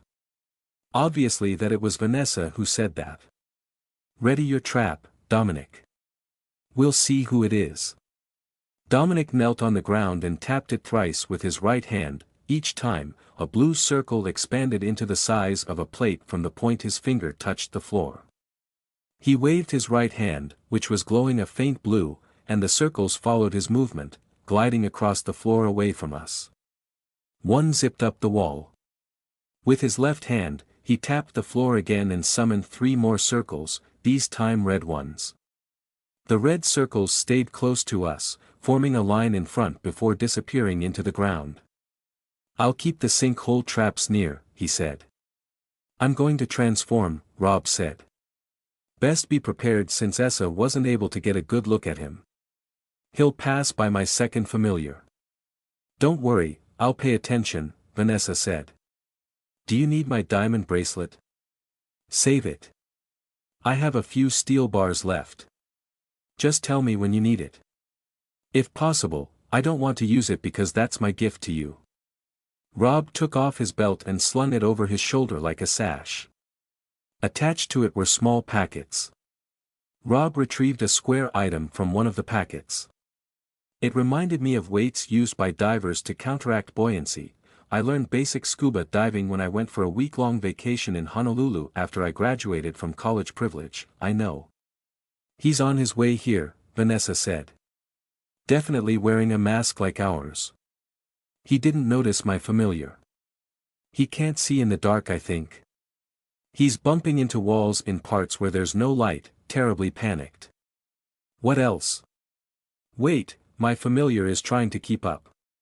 He has a gun. A pistol. Get behind me, Rob said. Vanessa put herself in front of me. I drew the coat Vanessa gave me closer around my body. I think I can already use my power to protect myself, I said, knowing she would refuse. It's fine, Ratch. Rob can protect us. Or I could use this. I raised the gun I borrowed from the guys I killed earlier. I haven't shot a gun before though.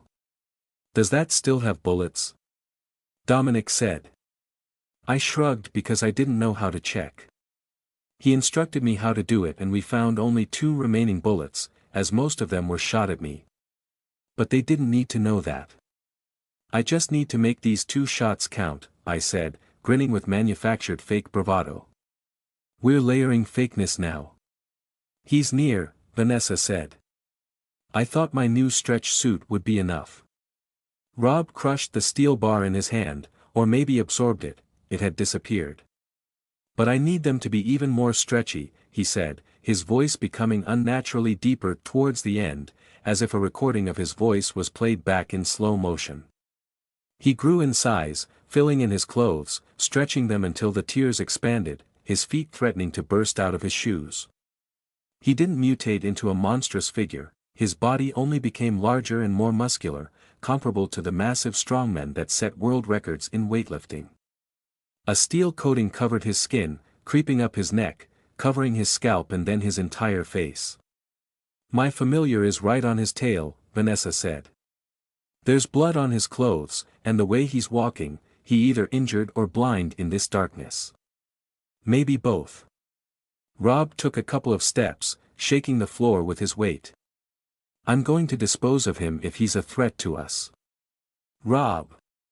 Please don't. He's one of us. I'll be the judge of that. There he is. A set of frantic footsteps made us all tense up. Stop right there. Rob said. The man screamed in terror. He shot Rob. Vanessa gripped my arm tightly as the shooting continued. The bullets ricocheted harmlessly off Rob, hitting the walls and floor, causing a few sparks. Die. Die. You're not going to take me. He didn't stop until we heard the awkward clicking of an empty gun.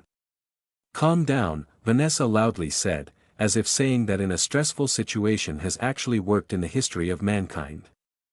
A female voice, however, might calm down the man. We're on the same side. Put the gun down, said Rob. The man got scared again when Rob spoke. He yelled, threw the empty gun at Rob. It didn't even reach him and ran back where he came from. He did put down his gun, Dominic mused. Running away. Okay, he doesn't have offensive powers. Catch him, Dom. Got it. I heard sounds of struggle somewhere in the dark. Vanessa shone the light of her phone on the man. Thick tendrils, 3 of them to be exact, a mixture of earth, concrete, and ceramic from the tiles, erupted from the wall and floor, and entangled the man. There was a faint blue circle at the base of each tendril, the same circles Dominic summoned. The tendrils forced the man to the ground. We approached him as he screamed hysterically, saying over and over not to kill him. "I don't want to die, I have a family," he said. I didn't know what I was getting into. I was forced. "Please let me go." Rob condescendingly laughed in a guttural rumbling way. "That excuse will not work with the bid. You're lucky we're not them." "I'll do the talking," Vanessa said. "And I think you can already go back to human form to not scare the man." "What a waste of a steel bar," muttered Rob. "Hello," Vanessa said. "Don't be afraid. Stay back. I can kill you with my powers." Rob scoffed, "If you could, you would have already done it." "Shush," Vanessa said. She crouched down and began her patented negotiation script. "I'm Vanessa Minnows, the niece of the mayor. It's fine if you don't tell us your name." I heard Rob inhaling sharply, but he stayed silent. "There's no reason to be afraid. Like I said, we're on the same side. We're also trying to find the way out like you. You can call me Frederick, can be just Fred. Sorry for shooting you." "Sorry, yes. Nice to meet you, Fred," Vanessa said. I said, "Hello, I'm Rachel. This is Dominic and this is Rob." I took the initiative to introduce the other two as well so that I'd present myself as part of the group rather than some stray they picked up. "We're going to release you now, okay?" The man, struggling against the immovable tendrils, pointed to Rob who had already returned to his original form. Dominic made the tendrils recede with another wave of his hand. Fred said, I think I've seen you earlier. I recognize your mask and beard." Rob tilted his head and pointed to himself. "You arrived with Raphael, yes? Raphael Bautista? The lawyer from Wilkins Kingston?" Rob lurched at the mention of the name. "Is he alive?" "Rafi Raphael," he said, grabbing the man's shoulder. "No. No, he was killed." "What? He's dead." "That can't be." "He is, I'm sorry." "He's your friend, yes? We're acquainted through work. I'm the EVP of a corporate client of Wilkins Kingston, and Raphael's one of the partners that handle our account.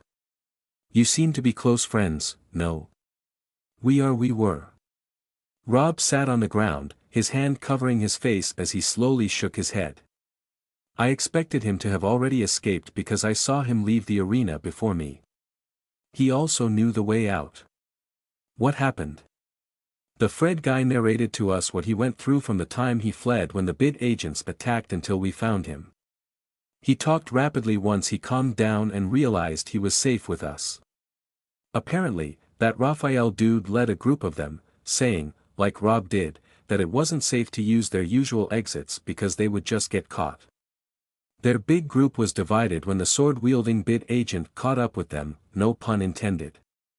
Luck was on their side tonight, as was the case with all of us in this group, and they won the bid execution roulette. The agent went after other groups so they were able to escape with their lives. He didn't know anything about the black tentacles of the cocoon or the giant mutant snake running amok somewhere around here. But their streak of good luck ended when they met, according to Fred, a killer spider drone. "A spider drone?" Vanessa said. "I believe he means a skitter," Rob said. "An armored combat drone that looks like a spider. Actually, it only has 6 legs, so not a spider. It's about the size of, I would estimate, a large dog. I believe only the Bureau uses the skitter. Right? Miss, my parents work at Greaves." "Yes," I said, unfazed. "The police wouldn't have skitters because those are intended for killing instead of incapacitating people. They have weapons meant to combat a Dumbry." I was trying to recall the stuff Mom said to me about combat drones. "Greaves don't make combat drones, anyway. Only parts for them." Rob snorted, satisfied with my answer. "This skitter killed your group, Fred? Including Rafi?" "Yes. I'm the only one who escaped. I was hit by a large round but I was able to regenerate." Fred unbuttoned the lower half of his torn shirt that was soaked in blood to give us a better look of his healing wound. Blessed to have survived, yes. That's a terrible-looking wound you have there. You were able to heal it that fast. Fred had a conflicted expression on his face. My power is transforming into something horrendous. I normally don't do it, I'd rather not do it, but when I use my power, my healing abilities are top tier. I only partially transformed to heal, and then reversed it. He shuddered. I don't like using my power. No, not at all. I can understand, said Vanessa. What do we do now? Dominic said. We can't stay here. If there are big drones in the tunnels, then there would be many agents and police around here too. Not necessarily, Rob said.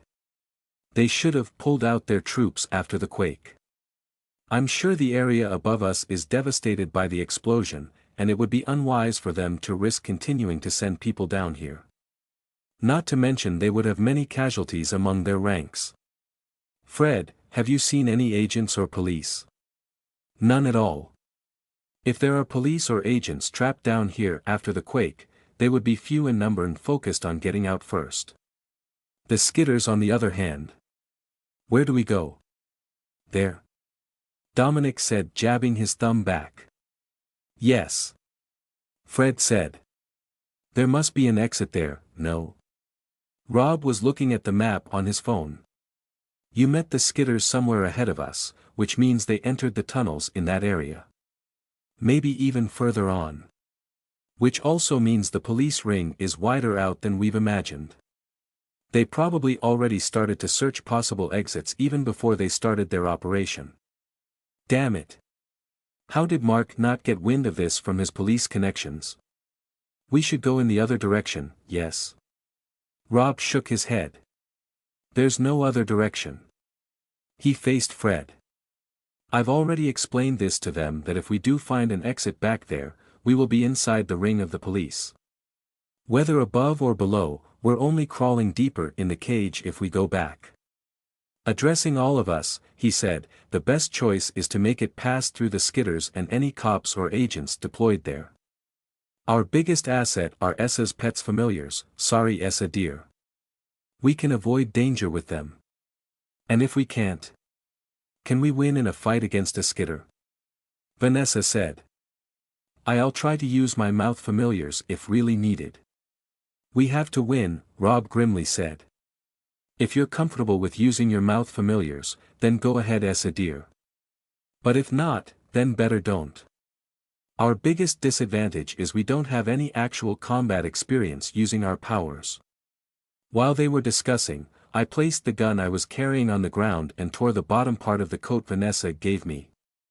All of them turned to me upon hearing the ripping sound. Drones means cameras, I said. I folded the piece of cloth, covered my mouth with it, securing it with a knot behind my head. Sorry, Vanessa, for tearing this. Or maybe Dominic. I think this is yours. You guys should also wear your masks again. I tore another long piece off the coat and tied it around my waist so that the coat wouldn't flap around when I would need to run later. Can you also give me something to use as a belt? Rob said. I ripped a few strands of the coat and gave them to him. I'm not going to wear my belt again so I could quickly transform without impediment later. But my damn pants keep falling down. Dominic frowned. Anyone else wants a piece of my coat? I'll buy you a new one, Vanessa said, elbowing him in a way that I guessed was supposed to be playful but only ended up being awkward. Let's get out of here first before making any shopping plans, I said. You can come with us shopping when we get out. Sure. That would be fun. We set off in a hurry. Vanessa was practically carrying me while running. Rob also asked her to send more of her familiars to scout ahead of us. It was gross seeing them coming out of the sockets on her arm, like gigantic zits getting popped. She was blinking rapidly, having a hard time checking the view of each of her familiars while keeping up with the group. A couple of times we nearly ran into walls. She even stumbled over an exposed pipe, almost falling face first on the floor if I didn't stop her. I decided to help out with the running instead of being a useless sack of potatoes being dragged. "You're already fine, Rachel," she said, noticing I was leading her instead of the other way around. "I can manage," I said with a wince for added believability. "We do heal pretty fast." A couple minutes more of running and we approached the place where Fred said his group were killed by the skidder. Rob did that annoying military hand signal thing again to make us halt. "According to my map," he said, "it's supposed to be a generator room to power the bunkers. Are we going inside there?" Fred asked. "There's no other way, no. If we avoid the generator room, we'll need to take a roundabout way that will waste a lot of time. Plus, I have to do something inside." "What's that?"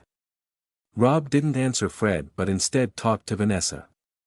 "Essa dear, there's going to be multiple paths branching from inside here. Send your familiars down the ones I point to." We entered through massive steel double doors that were ajar about a foot or two, just enough for us to squeeze by. Total darkness greeted us excluding for Vanessa and Rob. Sensing that I held her hand tighter, Vanessa raised her phone to try and brighten up the room, the place, but it was too wide, even wider than the auditorium at Crest Horn. Dominic also turned on his tiny flashlight but it barely did anything, only revealing the steel stairs descending into the darkness. "Is there a light switch somewhere?" I said. "No, this room doesn't have power," Rob said. "This was never operational.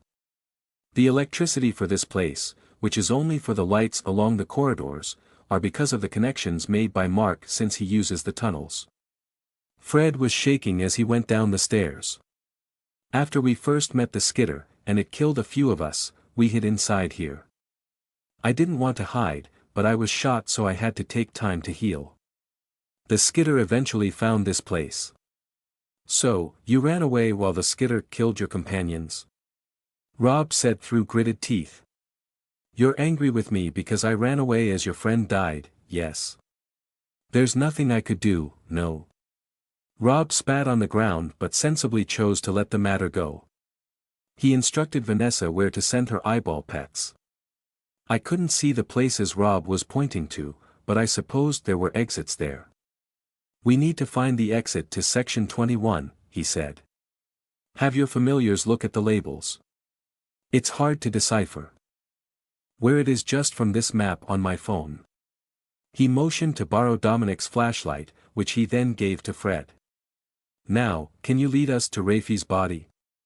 We found the body of Rob's friend lodged in between two large metal tanks. Given the canisters this Raphael guy hid behind were riddled with bullet holes the size of pepperoni slices, the body unsurprisingly didn't fare very well at all. As Rob pulled out the body, he told Vanessa to turn away to not see the messed up corpse. I didn't look away. I was too tired to feel disgusted. "His spine was hit, yes," Fred said. "What are you going to do with his body?" Rob rummaged through the clothes of his friend. "I'm going to take everything that could identify him." "Huh? Why?" Dominic said. "We should go. This is the least I could do for him. The police will surely search this place and recover their bodies. And it's going to be easy to find out who Rafi is." Rob held up a business card. "See?" After thoroughly removing the contents of Rafi's pockets he moved on to ripping out the tags on the clothes. "Just to make things harder," he explained. Then he laid out the corpse flat on the ground, with its hands extended to the sides. "We can't bring him with us. There's a chance we'll have to fight for our lives and we can't carry Dash." "I know," Rob said as he transformed. "I would have been more assured if I could burn his body." With his massive fists, he dug up a chunk of the concrete floor and absorbed it through his palms. His body was coated with concrete. "But this is the next best thing." He raised his fists and smashed it down on Rafi's head. Vanessa, who was peeking between the fingers of her hand, screamed, her voice echoed in the desolate room like a banshee's wail. "Essa, don't look." Rob turned his friend's head into minced meat. He also slammed the corpse's hands, flattening them on the ground. He turned to us, getting smaller, reverting to human form.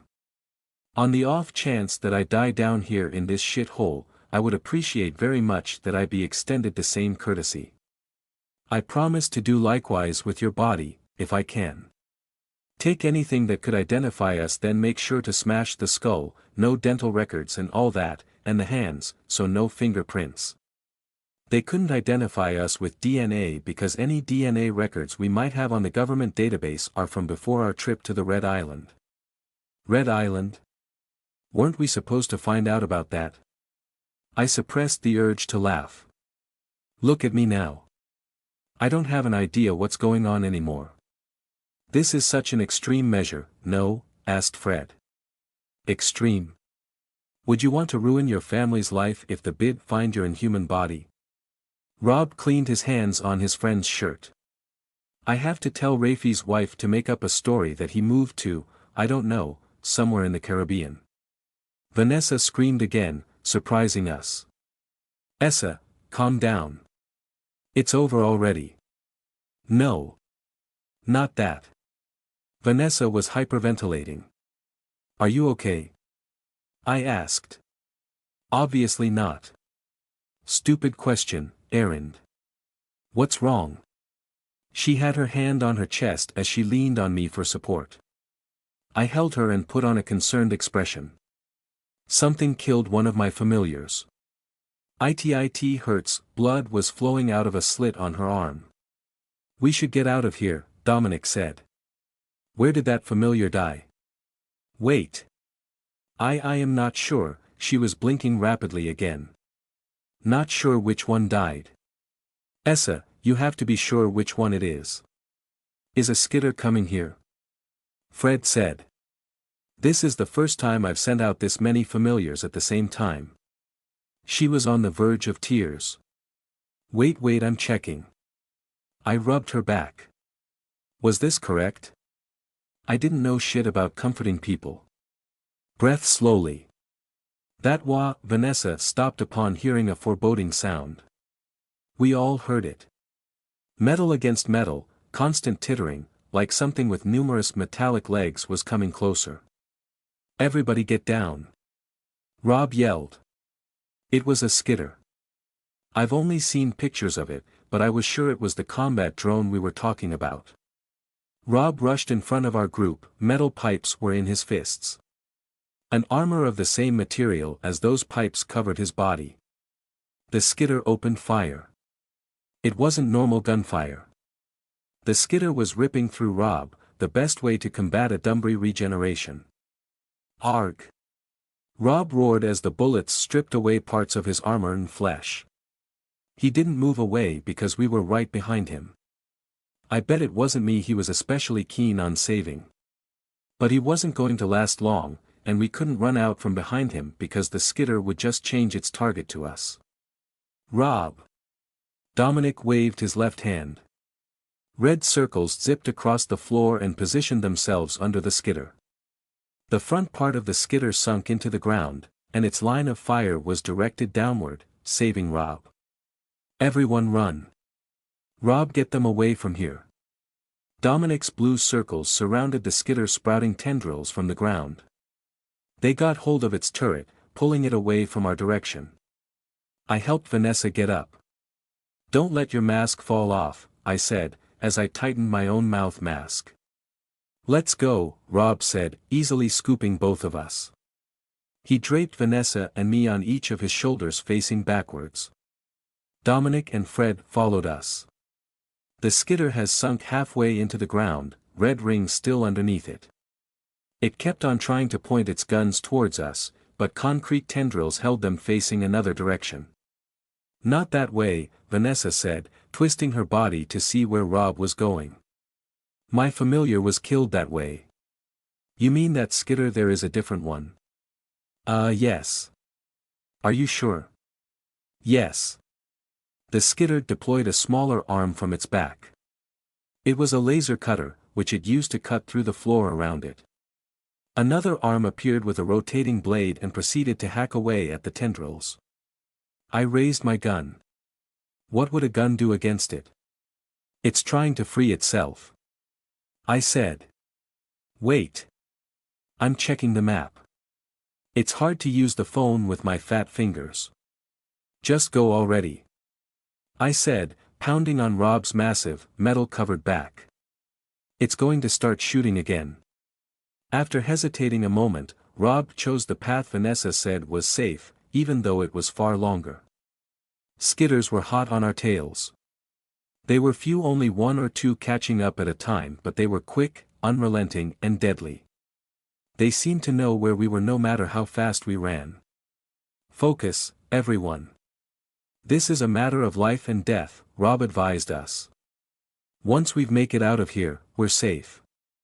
The exit I've prepared has a small bomb that we could detonate after we get out. It will seal the exit so these skitters won't be able to follow us anymore. Where do we exit? Fred asked. In the northern part of Clover Heights. I bought a rundown garage there. It's permanently closed, but it has a car inside we could use to escape. I prepared several of these places throughout the city in case of situations like this. Very prudent, yes. Keep up the speed. We still have some distance to cover. I gave Vanessa a piggyback ride so she could focus on managing her familiars since she had sent out almost all of them. She was bigger than me and, at first, was hesitant to climb on my back. Rob and Dominic, however, had to concentrate on fighting, and she also didn't want Fred to carry her. Poor guy. She had a hard time trying to articulate why she was uncomfortable with it, so I just picked her up over her complaints. Her weight wasn't much of a problem. She locked her legs around my torso. With one hand, I held her legs in place high up on my waist so they wouldn't drag on the floor due to our difference in height. My other hand still gripped my stolen gun containing its precious 2 bullets. Vanessa wrapped her arms around my neck, the high-heeled sandals she was holding dangled down my chest. Rob told her to throw them away, but I explained to him that there might be toe prints on the sandal and we couldn't be 100% certain if Vanessa could wipe it completely clean. Are you serious? Rob said. His pace slightly slowed with hesitation. Toe prints can be used to identify people like fingerprints. There's a few cases in history that toe prints were used in criminal investigations, I said in between huffs of air while I ran, recalling something I've read in a criminal law book. Why didn't you tell me before? He angrily said. Damn it, I should have crushed Rafi's feet too. It's extremely rare for toe prints to be used for identification. Mostly because, unlike fingerprints, there's no database for those. After we escape here, just tell your friend's wife to thoroughly wipe everything that may have his toe prints and problem solved. There's no need to worry. How about Essa? It's different with Vanessa. She can't exactly wipe off the patterns on the bottom of her feet now, can she? She can't even burn it off or mutilate it in some way because she'll just regenerate it back. We'll have to make sure not to leave any evidence behind, like her toe prints. I can see your point, Rob said. Next time, tell me immediately if you know something important like this. Did another one die? I said. Yes, but it's far away from here. Each time one of her eyeball pets died, she could feel it. The sockets on her arm where that specific dead eyeball came from would bleed. A number of them already died, so we covered Vanessa's eyeball arm with a large piece of Dominic's coat to prevent her dripping blood along the floor, which the skitters could use to follow us. She could heal herself no problem, and she explained to me that her familiars would regenerate after a few days, but I assumed it still felt like parts of her body were removed piece by piece while she couldn't do anything about it. I wouldn't want that experience even though I had super healing. Essa, your familiars, how many remain? 3 out, and 1 last still in my arm. I'm trying to use them to draw away the skitters, but they can't survive for long. And then the skitters would just continue chasing us. They do seem to show up at every turn, Dominic said. It's like they know where we are. Hey, Greaves girl, Rob said. What was the fake name I gave them again? It's Rachel. Rachel, do you know if they have any way of tracking us? Skitters have scanners that can probably detect where we went. But I'm not sure if that's how they're tracking us. We are still far from the exit, no? Fred said. Not that far. But we have to make it past a long narrow tunnel up ahead. No place to hide. There was a collective groan of disappointment from our group. Straight paths were the most dangerous place to meet a skidder. We'd be basically trapped in a kill zone and our only hope of survival was Rob shielding us. He had to hold on long enough for Dominic to restrict and trap the skidder. That was our strategy all this time. Besides the skidder in the generator room, they had already trapped a couple more skidders and also threw one down a large pipe. Even if, like Rob mentioned, he and Dominic didn't have any actual experience fighting with their powers, they made a pretty good team. As I had observed, Dominic could summon red and blue circles, 3 of each, which could only move, almost glide, on the surface of the floor or walls or even other objects. The red ones made anything on top of them sink down, kind of like the power of Rofirio, the idiot who kidnapped me. Unlike Rofirio's power though, which only liquefied the surface he touched, the red circles actively sucked things into them, burying them into the floor or wall. In contrast, the blue ones sucked the material of the surface they were on to make tendrils which Dominic could then control. Rob's powers were pretty straightforward. He becomes bigger and more muscular, his strength, durability, regeneration and endurance multiplied a fewfold. And he could then absorb materials he touched to synthesize an armor to protect his entire body. I was pretty sure I could take on Dominic. The tendrils were only as strong as the material they were made of, and the circles were slightly visible if one paid close attention. Vanessa wouldn't be a concern either. Rob was a different story when he was in a transformed state. Lastly, I was also wary of what Fred's actual power was, although he didn't seem to want to use it. How many steel bars do you have left? Fred asked, anxiety laced his voice. Still many, yes. Rob held up one steel bar with his meaty fingers. He was permanently on transformed mode now. Only this one. We have to make this count. Dom, the next skidder we meet, hold it while I destroy it. I'll take some of its parts. That's risky, no. Are you sure, Rob? Dominic said. We have no choice. I have to find something to use.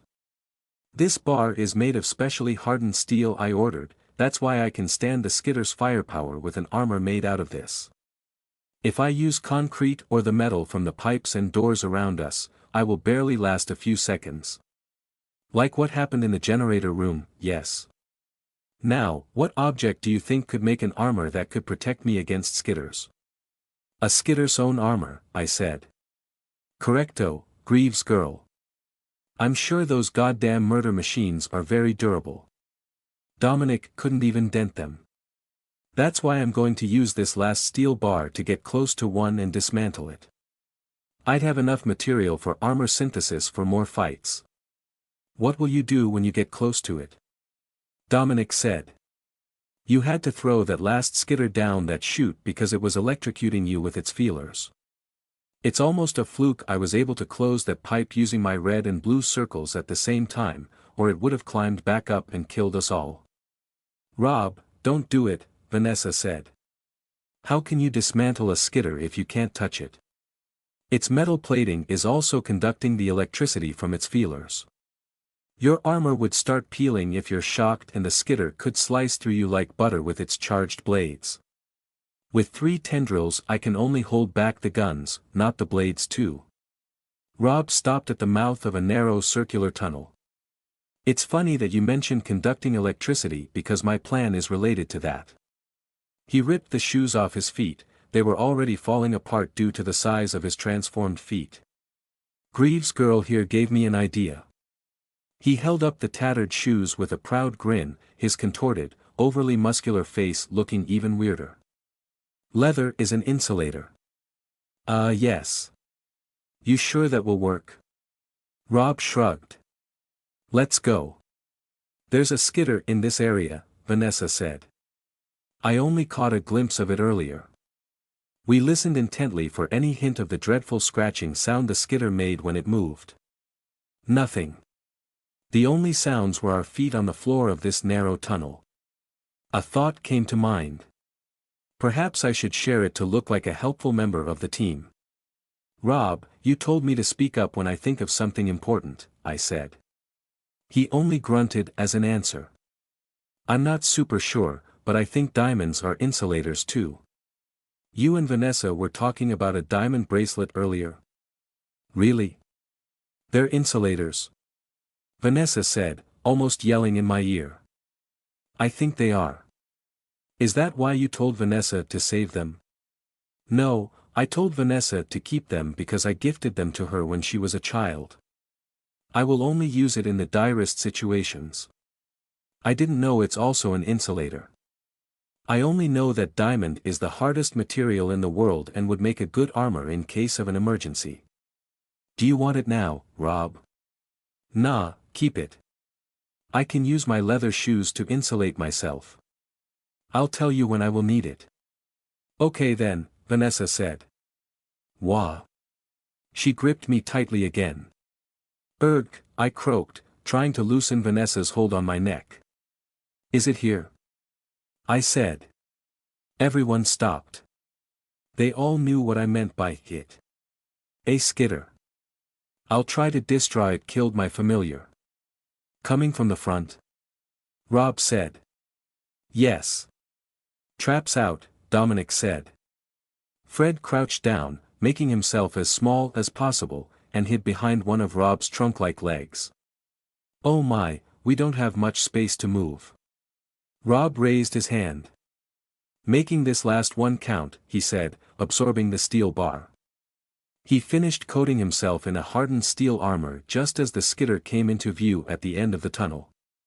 The tunnel was sparsely lit so I could spot Dominic's circles zipping to the skitter.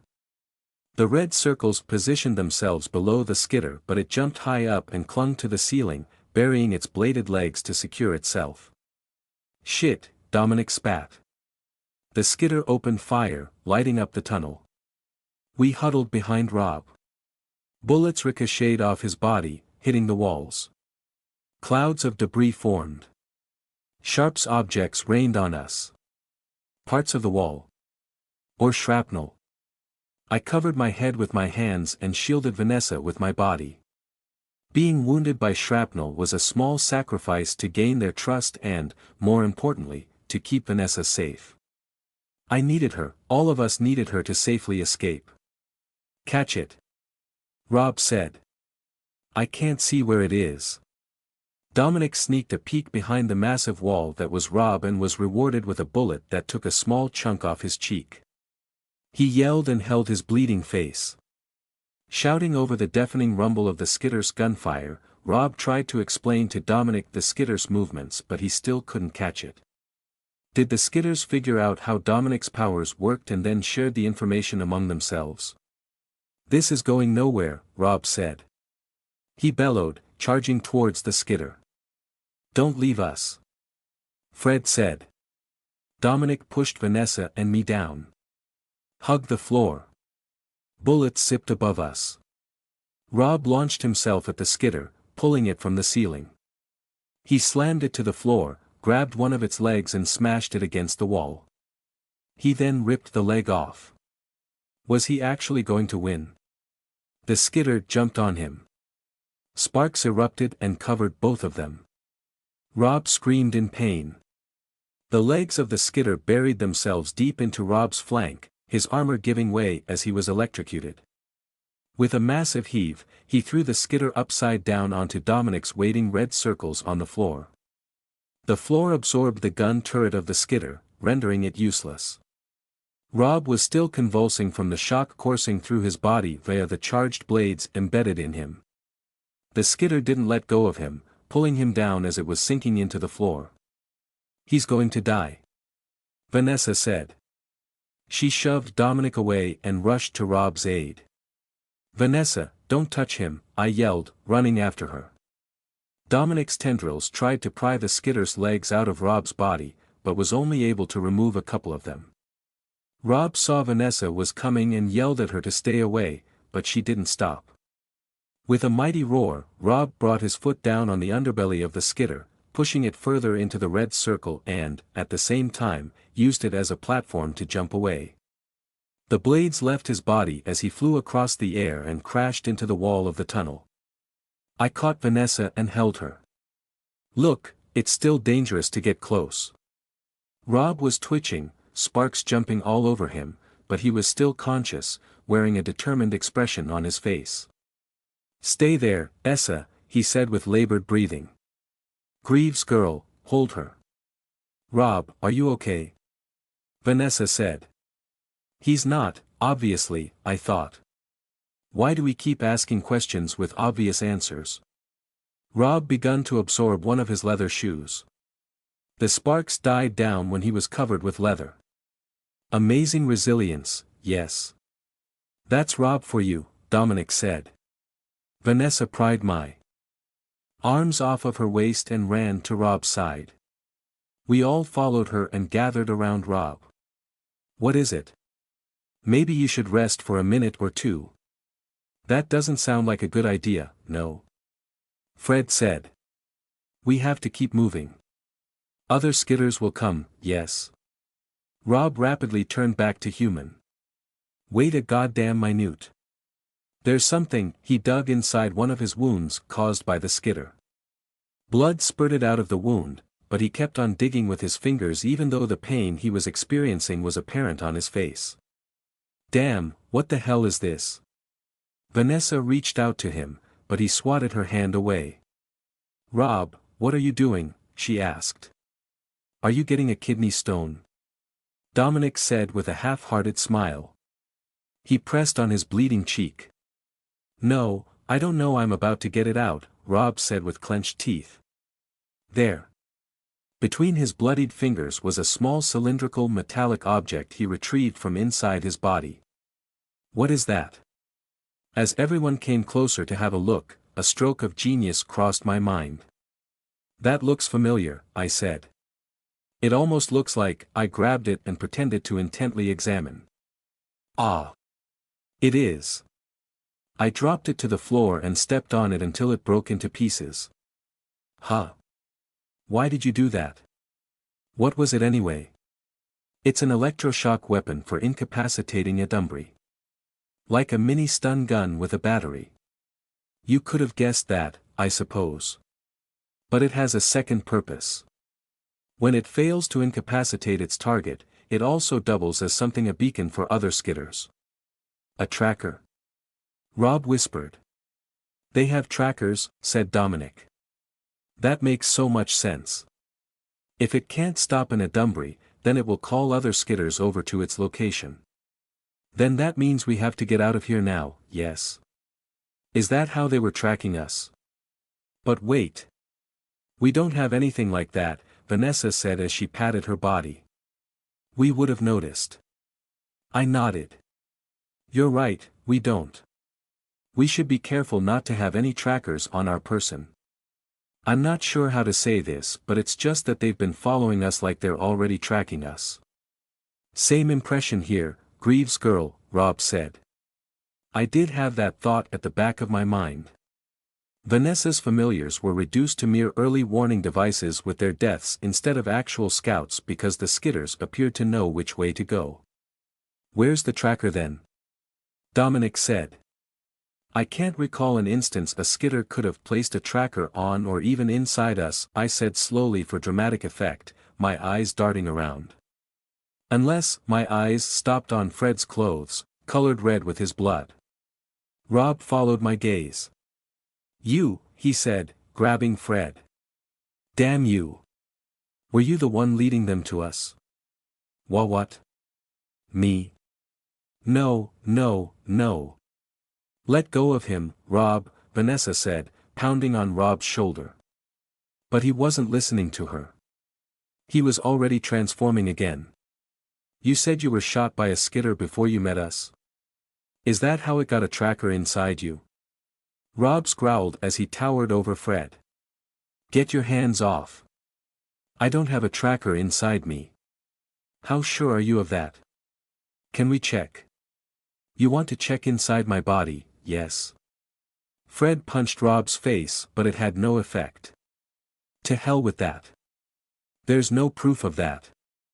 Rob, stop it, Vanessa said. Fred wasn't followed by a skitter when we met him.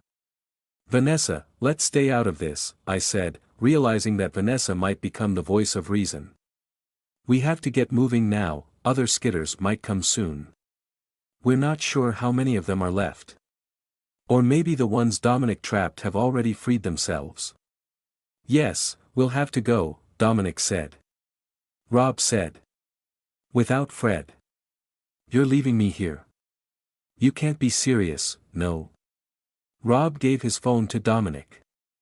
Use the map and go on ahead, I'll follow. I've memorized the way. Dominic hesitantly accepted the phone. Rob, what are you going to do?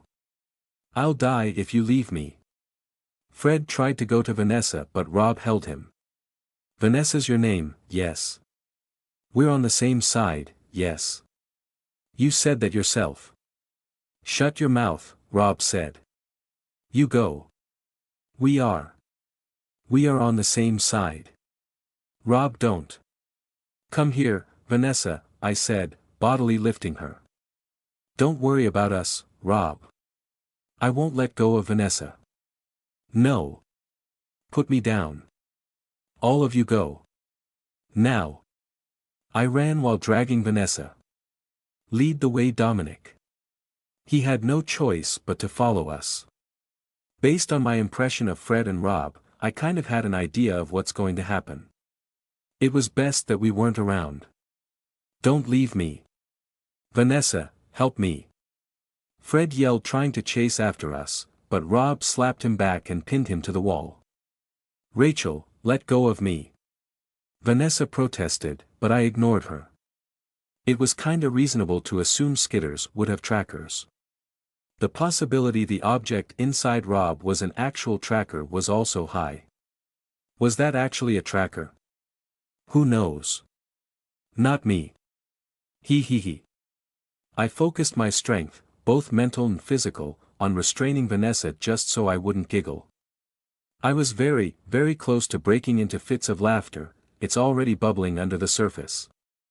Even if that was an actual tracker, we'd have no way of checking if Fred also had one without opening him up, something that he was, understandably, opposed to. Vanessa had a point though. Fred ran a long way without getting killed by a skitter. But tensions were running high, people weren't thinking straight, and everyone just wants to escape in one piece. Sorry, Fred, I had to thin our numbers. I hope you survive out there on your own. I now had to think of some way to incapacitate Rob. How about that bomb he mentioned? We faintly heard the yells of Fred, if you leave me behind, I'll surrender and reveal everything to the Bureau. Oh, why did you say that, dumbass? That was actually a legit threat and other people would have caved in to that. But not Rob. If it weren't for Vanessa, Rob would have already left me behind even if I didn't have a tracker. Fred should have realized the lengths Rob would go to save himself and Vanessa. The sounds of Fred and Rob arguing continued to echo in the tunnels even as we got further and further away from them. Vanessa strained to escape from my bear hug, but Dominic helped me in stopping her. A blood-curdling scream made us halt. Then everything was silent. All of us realized what happened. And Vanessa stopped struggling to get back to Rob. Everyone was going to die someday. Vanessa Minnows knew that. Everyone knew that. But everyone would like to think it wasn't going to happen to them soon. The same with her, she wasn't ready to die. She didn't know how it was for others, but for her, it was mere wishful thinking. She was supposed to die young.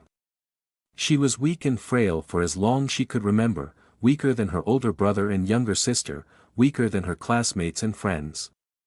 Muscle problems, among others. Lots of other problems with her body, but the deteriorating muscles was the main concern.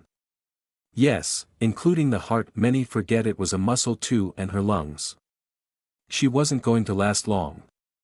Tough luck. The life expectancy of people with her condition was around the late teens. Lucky to get to the early 20s. Guess what? She was in her early 20s. Everyone told her she should feel lucky. She didn't. Her family was ready to do whatever it took to save her, they had the money for it. But there was a limit on how many of her organs could be replaced with machines, there was a limit on how far medicine could extend her life. Her body wouldn't survive bioaugmentronic operations. She was simply too weak to continue on living. The doctors gave a very generous estimate of 2 more years. In that 2 years, she was going to suffer for every moment she was living on borrowed time. And she was willing to accept it. That was when her doting godfather stepped in with an offer. Become an Adumbri. There was no need to worry, her godfather had said, she would be able to control her body. Her mind would be hers alone. She would get to enjoy a healthy body, and so much more. And she trusted him, for he had been there for her and her family since she was a child. She even used to call him Rob after a character in her favorite cartoon show. His actual name was nowhere near Rob. However, there was a cost. The life of others for hers to cheat death. Despite knowing this, without a moment's hesitation, she accepted Rob's offer. Because she didn't want to die. Rob caught up with them carrying scrap metal in his arms. He slightly bent down to fit the large stature of his transformed body in the small corridor they were in. Parts of the skidder, he explained. I used my other shoe to insulate myself and rip out what I could before other skidders came. No one responded. The others didn't say anything about Fred. Vanessa eyed what remained of Rob's clothes. Were they bloodier now? She couldn't tell if he had Fred's blood on him. His blood from several encounters with skidders completely soaked his tattered shirt and pants in red. He noticed her stare. Essa, he began to say. She looked away, purposefully staring down at the floor while Rachel supported her with an arm around her waist. Their roles were reversed now. Essa, are you okay? Are you feeling unwell? She shook her head, her lips pursed. There was no problem with her. I wanted to be unwell. Because if she wasn't, then it meant she could have broken free of Dominic's and Rachel's hold and stopped Rob. With her mouth familiars, she could incapacitate the two of them if she really wanted to. She didn't. That's good. I know you're angry with me right now, but I did what's the best for all of us. It wasn't the best for Fred, she wanted to say, but what came out of her mouth was, I know. Her voice cracked, surprising herself. She only then realized she was close to crying. They all slowed to a walk. Vanessa, Dominic said. He reached out to her, noticed Rob's gaze, and stopped. Rachel rubbed her back. There, Vanessa. Rob had to do what he did to save us. To save you. Vanessa was sure Rachel meant well, but her words only hurt her. She knew Rob had no qualms killing people to keep her safe. Rob undoubtedly felt her life was his responsibility since he was the reason she was here tonight. Greaves girl, thanks for taking Essa away. Rob said. Essa, if you're angry with me, that's all right. Vanessa shook her head. She wasn't angry with him. She was angry with herself. At the back of her mind, she agreed with Rob. To escape, they had to abandon Fred. It was too much of a risk to gamble that Fred didn't have a tracker in him when skidders hounded them non-stop, her familiars dying left and right. She wanted to believe Fred didn't have a tracker, but in the end she didn't. She wasn't able to keep her promise of helping every other person she met as penance for the lives of the innocent needed to sustain her control over her body. Save your anger for when we get out. We're nearly there. Dominic handed the phone with the map back to Rob, but he refused, gesturing for Dominic to keep it. Rob wouldn't care what you think of him as long as you're safe. Pangs in her chest. Dominic repeating Rachel's sentiments drove stakes of guilt deeper in her. How many people had to die for her to live? But she also didn't want to die. You can call back your familiars trailing us, Essa, Rob said, snapping her out of her wallowing thoughts. They're coming, Vanessa said. She blinked once. A wide path with pipes running on the ceiling. This one was left, straight, then enter the tunnel where they fought the Skitter and abandoned Fred. Another blink. The other was hiding in the vents in a different tunnel running parallel to them. While peering through the grates, she tried to recall where this one was supposed to go. Have you already sent one to scout ahead? My remaining one, yes. It left just before you rejoined us. She checked the view of her last familiar. The walls were different, as if this corridor wasn't made at the same time as the rest of the underground network. Nothing here. Just go straight. Follow the path. Your familiar will soon come upon a metal door. Past that is our goal. How near are we to the exit? 5 minutes of running. That near, huh? Shut up, Vanessa. Just shut up. She couldn't bear the guilt, couldn't keep her mouth shut. Pretending to have the moral high ground was her refuge. We could have saved Vanessa. Rachel said. It's 4 people for the life of one. This may sound too utilitarian, and yeah, every life is precious, blah, blah, blah, but would you rather have all of us die? She made a mental thank you to Rachel for justifying what her heart truly felt. She should say, sorry, to Rob, but couldn't get the words out. I could have saved Fred, that was what she was sticking with. Otherwise she wouldn't be able to sleep at night. She didn't know how many people already died to maintain her treatment to keep the Adumbri from taking over her body, but they were all faceless. Fred was a person she actually got to know, even if briefly. After they escaped and everything calmed down, she resolved to find his family and help them any way she could. Essa, Rob said. Is your familiar near the tunnel where we last fought a Skitter? Yes, why? Can you Rob mumbled something incomprehensible. Rachel said, I think Rob wants you to, I dunno, disconnect or something from your familiar passing through there. I don't get it. On behalf of Rob, I'm going to guess he doesn't want you to look at Fred's body. I see, Vanessa whispered.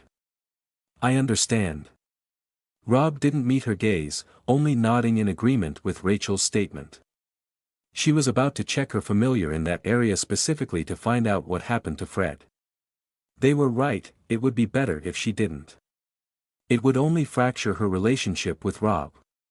You can do that, right? Rachel said. It's not like your familiars can't do anything unless you connect to them, if that's the right term. They each have their own minuscule consciousness and could independently act based on general instructions, or even just feelings from me. But it's faster, ow. She pressed a hand to her left arm.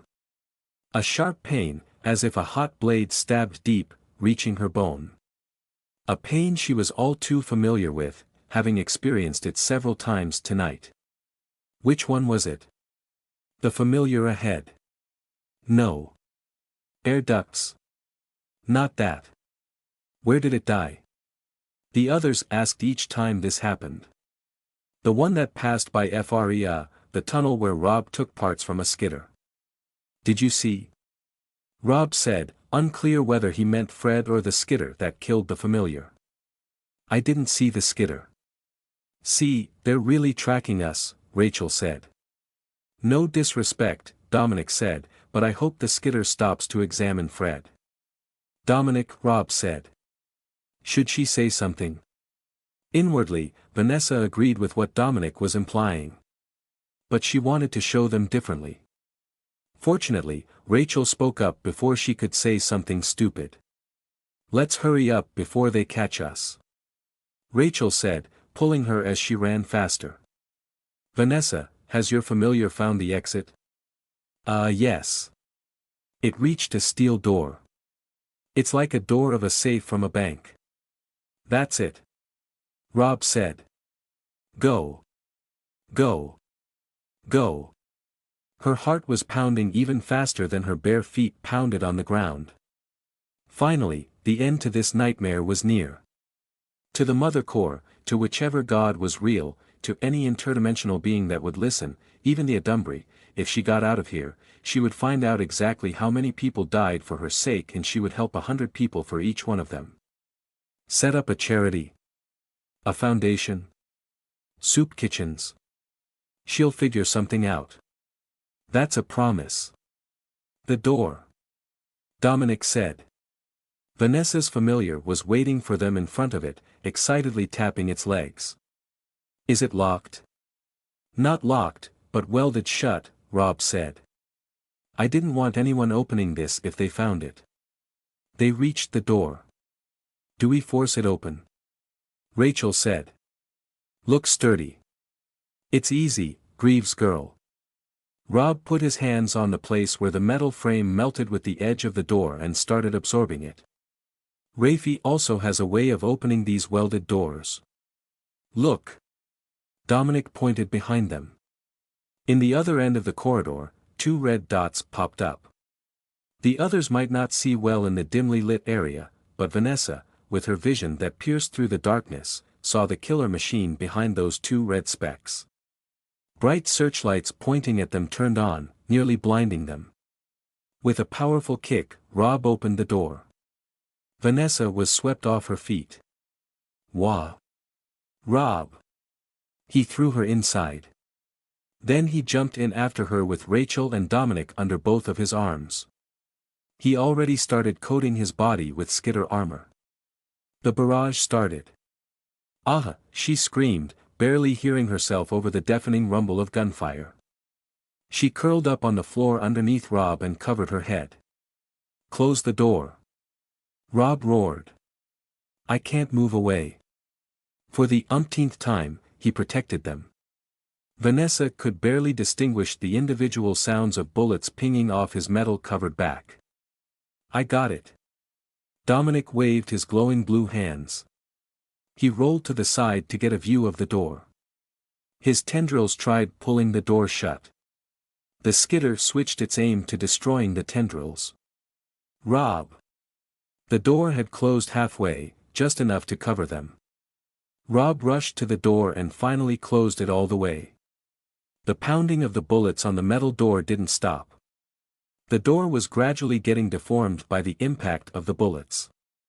Rob held the door in place, supporting it with his entire body, planting his feet firm on the ground. Chunks of the armor on his back were torn away, revealing bloody shredded flesh that was slowly healing. Pain shot up Vanessa's arm. Was she hit? No. A familiar died. The one by the door wasn't able to get in. What now? Rachel said. They found themselves in a cramped room with roughly finished walls. There was barely any space for the 4 of them, especially with the hulking Rob. If the door and Rob weren't there, they would all be dead. There's the way. Vanessa said. On the wall directly opposite the door was a ladder, similar to a fire escape ladder, running upwards to freedom. Go up, Vanessa, Rachel said. No. You go up first. If she went ahead, Rob might leave the others behind. Maybe not Dominic because they were acquaintances of some sort, but how about Rachel? They barely knew her. Rob wouldn't care about her once Vanessa was safe. Don't do this cheesy movie bullshit now. Rachel pushed her to the ladder. A large explosion behind them made Vanessa grab the ladder. Smoke filled the room. The door was nearly blown off the entrance. Some bullets hit the wall right beside her. Hurry, Essa. Rob said while he scrambled to put the door back in place. Dominic helped out closing the entrance, using the tendrils from his blue circles, and sucking the edges of the door into the sides of the opening with his red circles. She started to climb up. The metal rungs were cold but welcoming on the skin of her bare feet. This was what she wanted. She wanted to live. No need to lie to herself. She was getting out of here first. The others would follow her, for sure, and they'd all escape. Rachel, go up too, Dominic said. Your gun is not going to help here. Vanessa reached the ceiling. It was a hatch with a lock. What do I do? She stammered. Rachel, who was below her, shouted, "Pull it. You can just destroy it." She pulled the lock open with all her strength. The gunfire made her nervous, she couldn't think properly. It easily broke. Another explosion rocked the tiny room. She nearly lost her grip on the ladder. She looked back down to check what happened. The upper part of the door was blown away. Rob and Dominic were ducking behind what remained of the door. The skitter's shots reached inside the room, hitting the bottom of the ladder. "How many bullets does it have?" Dominic said. Another skitter arrived.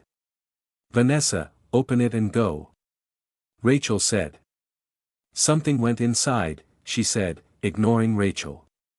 "Rob, look out. Rob." Another bug-like drone the size of a chihuahua slipped through the opening and jumped on Rob. It glowed blue and exploded into a cloud of sparks.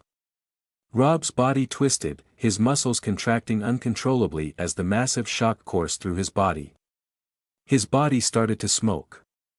Despite this, he held on to the door, which was slowly broken down by the unrelenting gunfire from the skitter outside. "What do I do?" If Rob remained with his metal armor on, he would die from electrocution. She could throw her sandals for him to absorb, there might be some material that was an insulator in them, but the skitters outside would tear through Rob and then Dominic. Either way, Rob was going to die. "Just go up and leave them," a small voice told her. "Save yourself." She didn't want to die. There was nothing to do here. She opened the hatch. The diamond bracelet. Rachel shouted. "Throw it down to me." Diamond. It was both an insulator and the hardest material in the world. That meant it would be a good armor. She dropped the bracelet to Rachel's waiting palm. With it, Rob could survive the electric shocks and guns of the skitters. Rachel descended the ladder, just above the big skitter's line of fire, and threw the bracelet to Rob. "Catch this." In Vanessa's view, the world slowed to a crawl as the bracelet arched through the air. She could hear her own heartbeat. Weird. The bracelet glinted differently, like it was made of a golden material rather than diamond stones. Rob stood up and stretched his arms to catch it. Without the protection of the door, bullets impacted his body. His skitter armor was still mostly there. The small drone glowed blue once again, charging another massive electric shock. "Absorb it," she screamed. Rob's fists closed on the bracelet and their eyes met. He caught it. Yes. Where was the diamond armor? Was I too late? As the mini skitter zapped Rob, Vanessa saw in his eyes he lost consciousness. His body was about to fall to the ground, but was stopped by the incessant shots by who knows how many skitters in the corridor. The powerful gunfire pinned him to the wall just below Rachel, his body slowly ground like minced meat by waves upon waves of bullets hitting it. Dominic, who partially sunk himself on the floor to avoid getting hit, stared up in horror as Rob's blood, flesh and bones rained on him. "Rob!" Vanessa's right arm shuddered. A chorus of chattering. Menacing laughter. Gnashing teeth. Red filled her vision. Another person died for her. Were they going to die next? She didn't want to die. "I'm not going to die." "No. Rob." Vanessa jerked awake. Rachel was over her with a concerned face, her head was on her lap. What happened? "Where are we?" she groaned as she sat up. "At last you're awake," Dominic said in a low voice. "We were thinking of shaking you, but we were worried they would attack us." "Wah. Where's Rob? Can you get them away first?" "Huh. Why are they out?" Vanessa said, noticing what made Dominic so afraid. Surrounding them were her mouth familiars, about a dozen of them. They weren't incoherently babbling or laughing like they usually did when she opened their sockets. They bared rows of sharp teeth at them, quivering with anger like a rabid dog ready to pounce. "I was about to use my power to try and stop them, but I didn't want to look like a threat." I know what they can do. Call them off, Vanessa, Rachel said. You can do that, right? Yes. Of course. She closed her eyes and connected to all the mouth familiars, telling them to calm down, quelling their rage. There was a disgusting taste in her mouth upon directly controlling them. She gagged at the taste, quickly closing her mind to them before she vomited. That should do it. They shut their mouths, retracted their legs and sat still on the ground, looking like gigantic roasted almonds. Where are we? She said, looking at the old machines covered in dust and cobwebs surrounding them. There were parts of the frame of a car lining the wall. Mufflers on a work table. An abandoned mechanic's shop. We made it out. Where's Rob? Air. And what did you mean by that, Dominic? You said you know what my familiars can do. You've never seen them out of my arm before. Rachel and Dominic looked at each other with hesitation. For your first question, Rachel answered, yes, this is the garage Rob mentioned. We got out, thanks to you and your mouth familiars. Vanessa couldn't remember controlling her mouth familiars. She might have blacked out from using all of them at the same time. Her familiars took out all the skitters. However, the more important question was, and Rob? Rachel took a deep breath. He didn't make it. Vanessa's lips trembled. She knew what the answer was going to be. She remembered now his last moments. He was clearly dead by then. What would she tell Auntie Marie about her husband? What would she tell Rob's children? That she wasn't able to save him? That she was too stupid to think fast and give him the diamond bracelet? I should have given him the diamond bracelet from the start, she said, punching the dusty floor of the garage with each word. I should have forced him to take it. Vanessa, this is not the time to blame yourself. We're not yet in the clear. Move away now so that Dominic can detonate the bomb to close the tunnel below us. We couldn't do it as soon as we got out because your familiars followed and surrounded us. They must have made short work of the skitters and chased us. Or you. Chased after you. They really did it. They destroyed the skitter's weight. Don't. Rachel hugged her. Don't think that. I could have saved him even without the diamond. Vanessa. Stop. Just don't think about that for now. Rachel pulled her up and dragged her away. If we don't leave now, other skitters will come. Maybe even police or the bid will come. We're already above ground, Dominic said. Don't let Rob's sacrifice be in vain. He didn't even need to sacrifice himself if I wasn't such a coward, she retorted. He wouldn't want you to get caught here after all we've been through. Her shoulders dropped.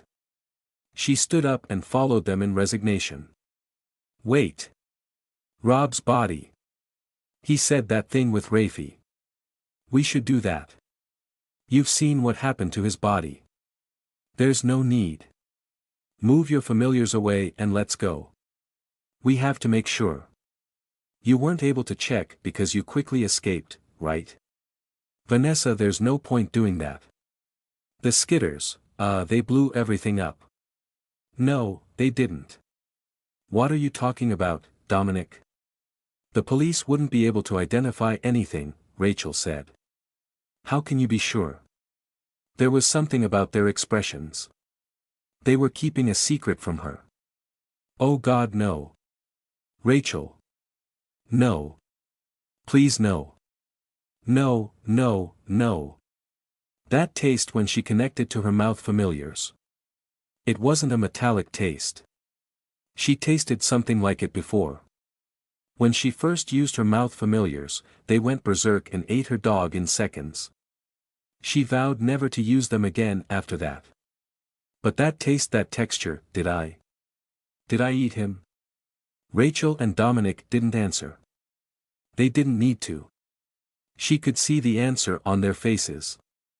Bile rose from her stomach. The bitter taste crept at the back of her tongue. She knelt on the ground and vomited. I must have been thinking of removing all traces of identification from his body when I controlled the familiars. Hot tears streamed down her cheeks. At the ultimate moment of desperation, her true self was revealed. In the end, all she was thinking about was saving herself. Making sure the authorities couldn't find out who Rob was so they wouldn't eventually find her too. What a disgusting person she was. Rachel helped her up. Get your familiars out of the way. No. Don't be unreasonable. Bury them. What? Bury them all. Are you sure? Dominic said. Yes. I don't want to control them. The taste. She didn't want to experience it again. Rob is inside them. Bury them here. She allowed herself to be led away by Rachel. Dominic said that according to Rob's notes on the phone the explosion would be small enough to just collapse the floor, so they only needed to move to the room where the detonator was located and they'd be safe. Vanessa didn't care anymore. She blanked her mind, following Rachel like a zombie while they went to a different room to retrieve the control for the small bomb. No more thoughts. Don't try to remember anything about Rob. Otherwise, she wouldn't be able to carry on. She would break down and vomit. She stood expressionless while the shop shook from the explosion. She watched Rachel and Dominic find the key for the car. Dominic checked the car to see if it was okay to drive. This was it. They were going. She survived. Vanessa, Rachel, get in the car. I'm going to open the garage door. Let me, Vanessa said. It's all right, Vanessa. I'll do it. You can rest with Rachel. No. This is not ending with me moping. If that's what you want. Vanessa pushed up the rusted garage door, feeling the slight thump as each slat of the door fed into the compartment above. Was this entire night her penalty for becoming an adumbry? For not caring about the cost of keeping on living? Rob assured her they were homeless people, those with no family and friends, people society didn't care about. No one would miss them. That shouldn't have made her feel better if she was a decent person. But it did. She was revolted with herself for shutting her ears and heart to the screams of the people dying in the arena while she dined and socialized with the friends of Rob as if a massacre wasn't happening in front of them. This is my life now. Her godfather was dead. The city was in turmoil. And they were being hunted down. She couldn't shake off the sinister feeling this was only the start of her penalty. Vanessa, Dominic called out, get in the car. He tapped the windshield to get her attention. Coming. She wasn't going to waste Rob's sacrifice. She would live her life to the fullest. Whatever the future may bring, she wouldn't give up. Sit here beside me, Rachel said from the back seat. Vanessa smiled. A good thing that came out of the worst night of her life was a new friend her age who could relate to her peculiar situation. She bent down and entered the side of the car opposite Rachel. Are Rachel? She couldn't understand what she was seeing. Ugh, Dominic gasped from the front of the car. Blood came out of his mouth. A long piece of metal stuck out from the front of his neck. The metal end of a screwdriver. He tried to pull it out but Rachel held fast on the handle behind his seat. What are you? Rachel pointed her gun at the back of the headrest of Dominic's seat, aligned the barrel with his head, and pulled the trigger before Vanessa could process what was happening. Dominic's head slumped down, blood flowing out of the hole in his forehead. Vanessa tried to back out of the car but Rachel grabbed her arm and pressed the hot end of the gun between her eyes. I don't understand. She stared into Rachel's eyes expecting malice, anger, maniacal glee, or even cold empty eyes. But it was neither of those. Rachel had a neutral expression, as if they were waiting in line for an order of coffee, as if she wasn't about to murder another person. Just like when Rachel threw the diamond bracelet at Rob, the world slowed to a crawl for Vanessa. In that split second Rachel's finger was about to pull the trigger, many questions raced through Vanessa's mind. every one of them vying for the position to be her last words before she left this world. Who was Rachel? Did she lie to them about the tracker and Fred? Did she really throw the diamond bracelet to Rob? Why was she doing this? The words that won in the end were, "I don't want to die." Monsters, cold-blooded and evil, without an ounce of guilt or remorse, people you'd hesitate to call humans, the usual descriptions of my kind.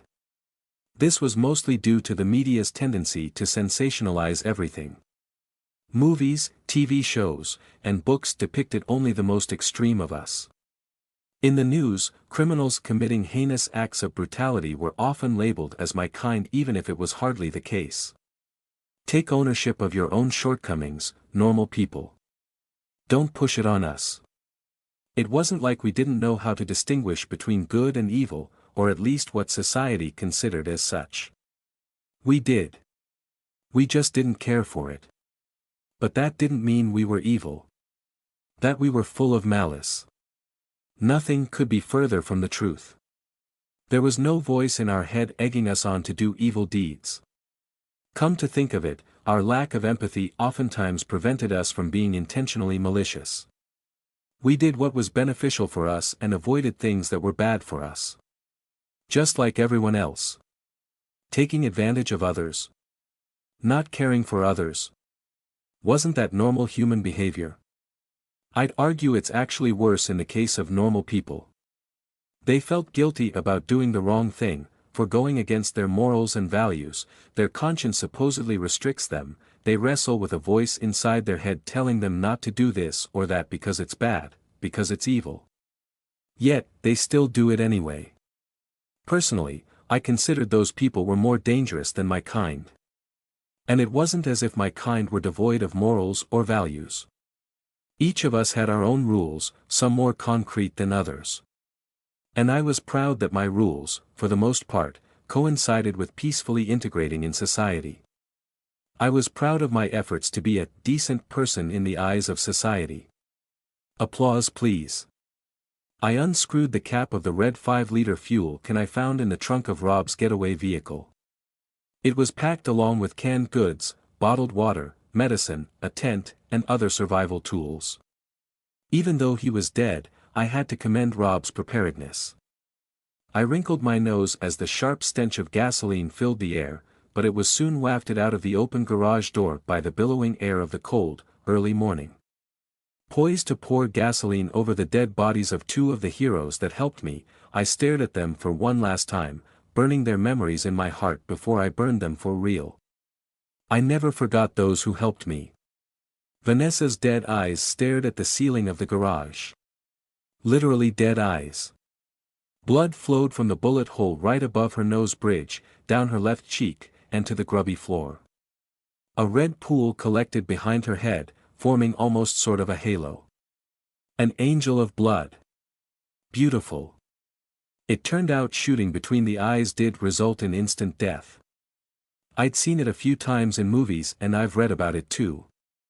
I thought it was only for dramatic effect, or maybe for a cool line shoot between the eyes. But in one episode of a true crime series Mom loved, it was explained by an expert that while people sometimes survived headshots, shooting between the eyes guaranteed a kill. The brain stem was there and other important brain stuff, whatever.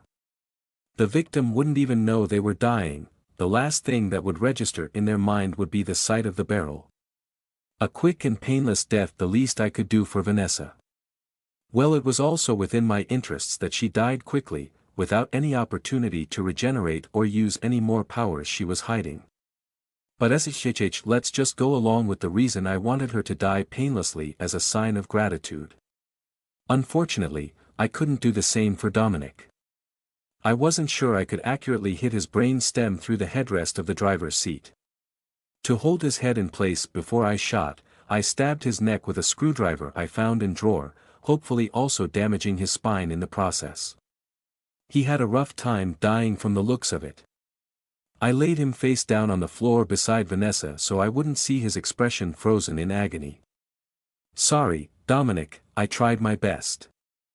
I poured the gasoline over my two friends. Yes, I'll award them the distinction of being considered my friends for their bravery and self-sacrifice. Involuntary self-sacrifice if one wanted to get all technical about it. I appreciated it nonetheless. Oops, shit. Oh my God, Vanessa. I accidentally splashed gasoline over her wide-open eyes. I'm so sorry. I knelt down beside her and tried to close her eyes. They wouldn't stay closed. This wasn't like the movies at all, I murmured. I tried a few more times but her eyelids were insistent on staying half open, like she was very sleepy. Fine, just stay that way. After I emptied the contents of the fuel can, another idea popped in my head. I searched all over the garage shop for flammable materials. Cardboard boxes, a wooden table and cabinet I ripped apart with my bared hands, and stacks of yellowing papers, probably receipts and documents of this shop when it was still operational. I covered the bodies of Vanessa and Dominic with them, making sort of a funeral pyre. I removed Dominic's coat and placed it on top of him, murmuring thanks. I felt like I did something wrong. I probably should have made the pyre first and poured the gasoline after, not the other way around. Oh well, it looked cool. Satisfied with my work, which they also would have liked if they weren't, dead, I lit up a wad of crumpled paper using Dominic's lighter attached to his keychain and tossed it to the pile. I slowly backed away, smiling fondly at the flame that was growing. The fire crept over the paper and cardboard, curling them, turning them black. Suddenly, a fireball erupted and the small flame consumed the whole pyre. The roaring fire licked the brittle wood until it succumbed to the heat. Flames danced higher and higher, reaching the ceiling of the garage, enveloping Vanessa and Dominic. Their clothes started to crumple. The fire swept through the thin film of gasoline, covering the puddle of blood beneath their corpses. A fiery blood angel. Very beautiful. You guys really made me rack my brains thinking how to kill all of you, I said as the heat of the growing fire splashed my haggard face. Without Dominic's coat, I started to feel cold. I held out my hands to warm them over the flames. Disposing of Fred was such a sheer stroke of genius on my part that I wanted to award myself a gold medal. I was about 90% certain Fred didn't have a tracker on him. Like Vanessa said, Fred made it all the way to us without getting attacked by a skidder. I had no idea why skidders kept on finding us though. Getting rid of Rob was a bit more problematic. I was selling to him the idea of using the diamond bracelet as armor. I'd encountered the factoid that diamond was the hardest material on Earth, but I hadn't heard of a diamond armor. Why was that? After our encounters with the skidders, I noticed that Rob's armor made out of the special metal bar was deformed. The impact of the bullets left pockmarks on its surface, or mini craters more like. I doubted a diamond armor could absorb impact like that. Hadn't seen a diamond get dented after getting hit, only chipped. A diamond armor could probably survive a few hits, but it would shatter under continuous gunfire. That was the key to killing Rob. Timing it would be very difficult. We had to be near the exit when Rob died because of a faulty armor. I also needed to kill Dominic and Vanessa while escaping the skidder that would kill Rob. In the end, I didn't even follow the tricking Rob into using a diamond armor plan. What actually happened wasn't as I envisioned it. But, hey, everything worked out in the end. The skin of the corpses started to break, like a sausage splitting, its casing opening when cooked, revealing the bloody flesh beneath. The fire pounced on the exposed flesh, fueling itself to grow larger with human fat. I walked further away. The garage itself was burning. Death with the brain destroyed, the connection to the Adumbri severed, powers gone. This was the closest they could get to returning to human. I wish there was some other way, I said. But I had no choice. If I didn't kill them and they were able to contact the criminal organization led by the two MS, then the latter would find out I wasn't one of them and would try to find me. The two MS would have even more reason to search for, and maybe even kill me, when they realized I was the same person they kidnapped on the same day their base at the docks was destroyed. Up to this day I still had no clue why the two MS had kidnapped me. That was the main reason I went to live with Dean and was sort of helping Dario's group. They probably targeted me because of my connection with Dario's group. But no one should have known about it unless there was a traitor in their our group. And that was another reason I joined them. They already knew who I was anyway, so might as well get close to find if one of them was working with the two MS. I also didn't want the two MS piecing together that I was the giant wolf Adumbry that attacked the docks. From what I gathered from the conversation of Rob and the others, the two MS had plenty of enemies. They might have assumed it was an enemy organization that attacked the docks. However, once they knew I was also here in the club at the same time the wolf Adumbry made another appearance, it would click that I was at least connected with it, even if they didn't know the truth that I was actually that giant werewolf. I would have stood there for a longer time, but I had to go. I had no issue looking at the burning bodies. They were my friends, after all. Getting grossed out by their cremation was disrespectful. The smell though it was causing me to gag. I didn't want to make a disgusted face in front of them. "Bye guys," I said, stepping in the car. Arms of darkness welcomed me as I drove out into the street. The only sources of illumination beside the headlights of the car were the puny light bulb and friendly bonfire inside the garage. And now that I left behind its warmth, the cold caressed my skin through my torn and ragged clothes. Beyond this tiny island of light was a sea of black. There were no stars in the sky. Was it just cloudy or was it because the heavy smoke from the detonation of the Greaves reactor of the 2-bit agents rolled high above the city? The light pole outside the garage wasn't working. It was slightly bent. Broken glass was at its base. The 2-story building the next door over also suffered some damage. Its sign had fallen down on the sidewalk and its display windows completely shattered. Must have been due to the shockwave of the explosion reaching here. The street was weirdly empty. Even with the advisory from the city mass message system to stay indoors, people would have been out in the streets after that explosion. Rob did mention this was in the northern part of Clover Heights. I recalled this was a sort of a neglected portion of the neighborhood, the southern area being the lively part full of thriving business. From the little I could see with the headlights of the car shining down the road, I spotted other closed or abandoned shops similar to the one Rob bought. Because there was no one around, I decided to park the car along the curb to continue watching the last moments of my friends. "Ugh, I suck at parking so much," I said. Fortunately, there were no other parked cars so I didn't hit anything. I opened one of the bottled waters Rob packed as supplies. Would have been better if I had liquor, but I didn't like to drink anyway so this would suffice. The water felt so good running down my parched throat. Only now did my thirstiness hit me after fighting and running around the entire night. I drank about half of the water in the bottle then poured the rest on the street. Libations for my friends. 10/10 rating. Would make friends with you again. I didn't have any flowers or anything to make into a cool funeral for them but then I remembered pouring liquor on the ground was a thing. In fact, the ancient Egyptians used water as libations, the holy Nile River and all that, so this was fine. I wasn't doing this sarcastically. I did consider them as my friends. I didn't even eat their brains even though that was my initial plan joining the fight in the arena beneath the club. Why did I want to eat brains? Rofirio said he ate the brain of one of the mutants because it would stop him from losing himself.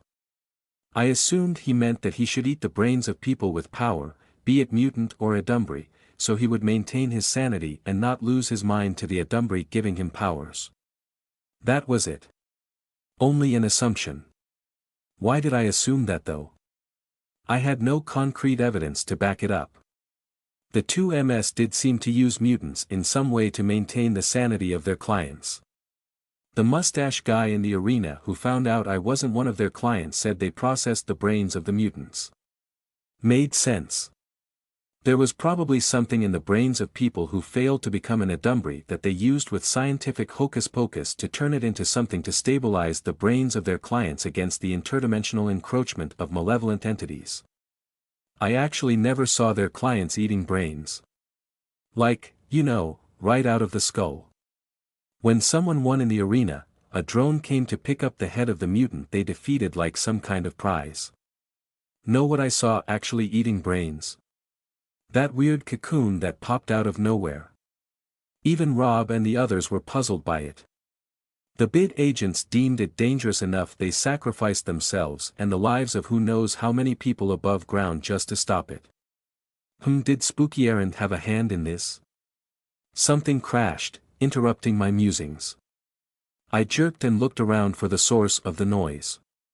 It was just the ceiling of the garage falling apart. The fire had reached up the walls and ceilings and was slowly burning it down. Time to go. While driving, I stared at the diamond bracelet on my wrist. I'll keep this to remember you, Vanessa. As I left the ghost town portion of Clover Heights, I came to witness the destruction wreaked by the detonation of the Greaves reactor. I drove past fallen trees, street lights, telephone poles. There was so much broken glass. Windows of cars, of houses, of shops, of buildings. Some buildings were on fire. People were on the streets, running this way and that. Some with injuries. Others trying to find help for the injured. But there was no help. No ambulances, no fire trucks.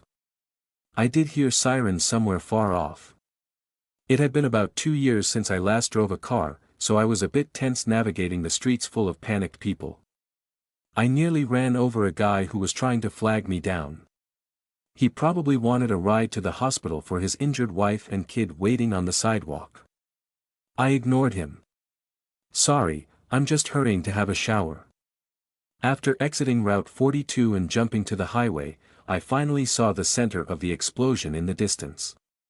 A tall pillar of smoke rose out of the ground, rivaling the height of surrounding skyscrapers. The area around it glowed a distinct orange. Helicopters floated above. Most of the city's ambulances and fire trucks were probably at that place. The police too. I wondered how many cops that accompanied the raid died. Probably all of them. There were no cops in the streets to enforce the curfew. Despite the advisories, there were plenty of cars driving along the highway with me. People rushing to the hospital.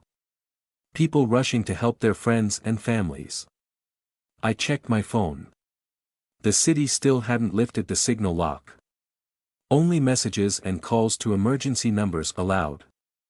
This contributed to the general panic and mayhem in the city. Where should I go? I wondered out loud. Back to my apartment? Or to Dean's house?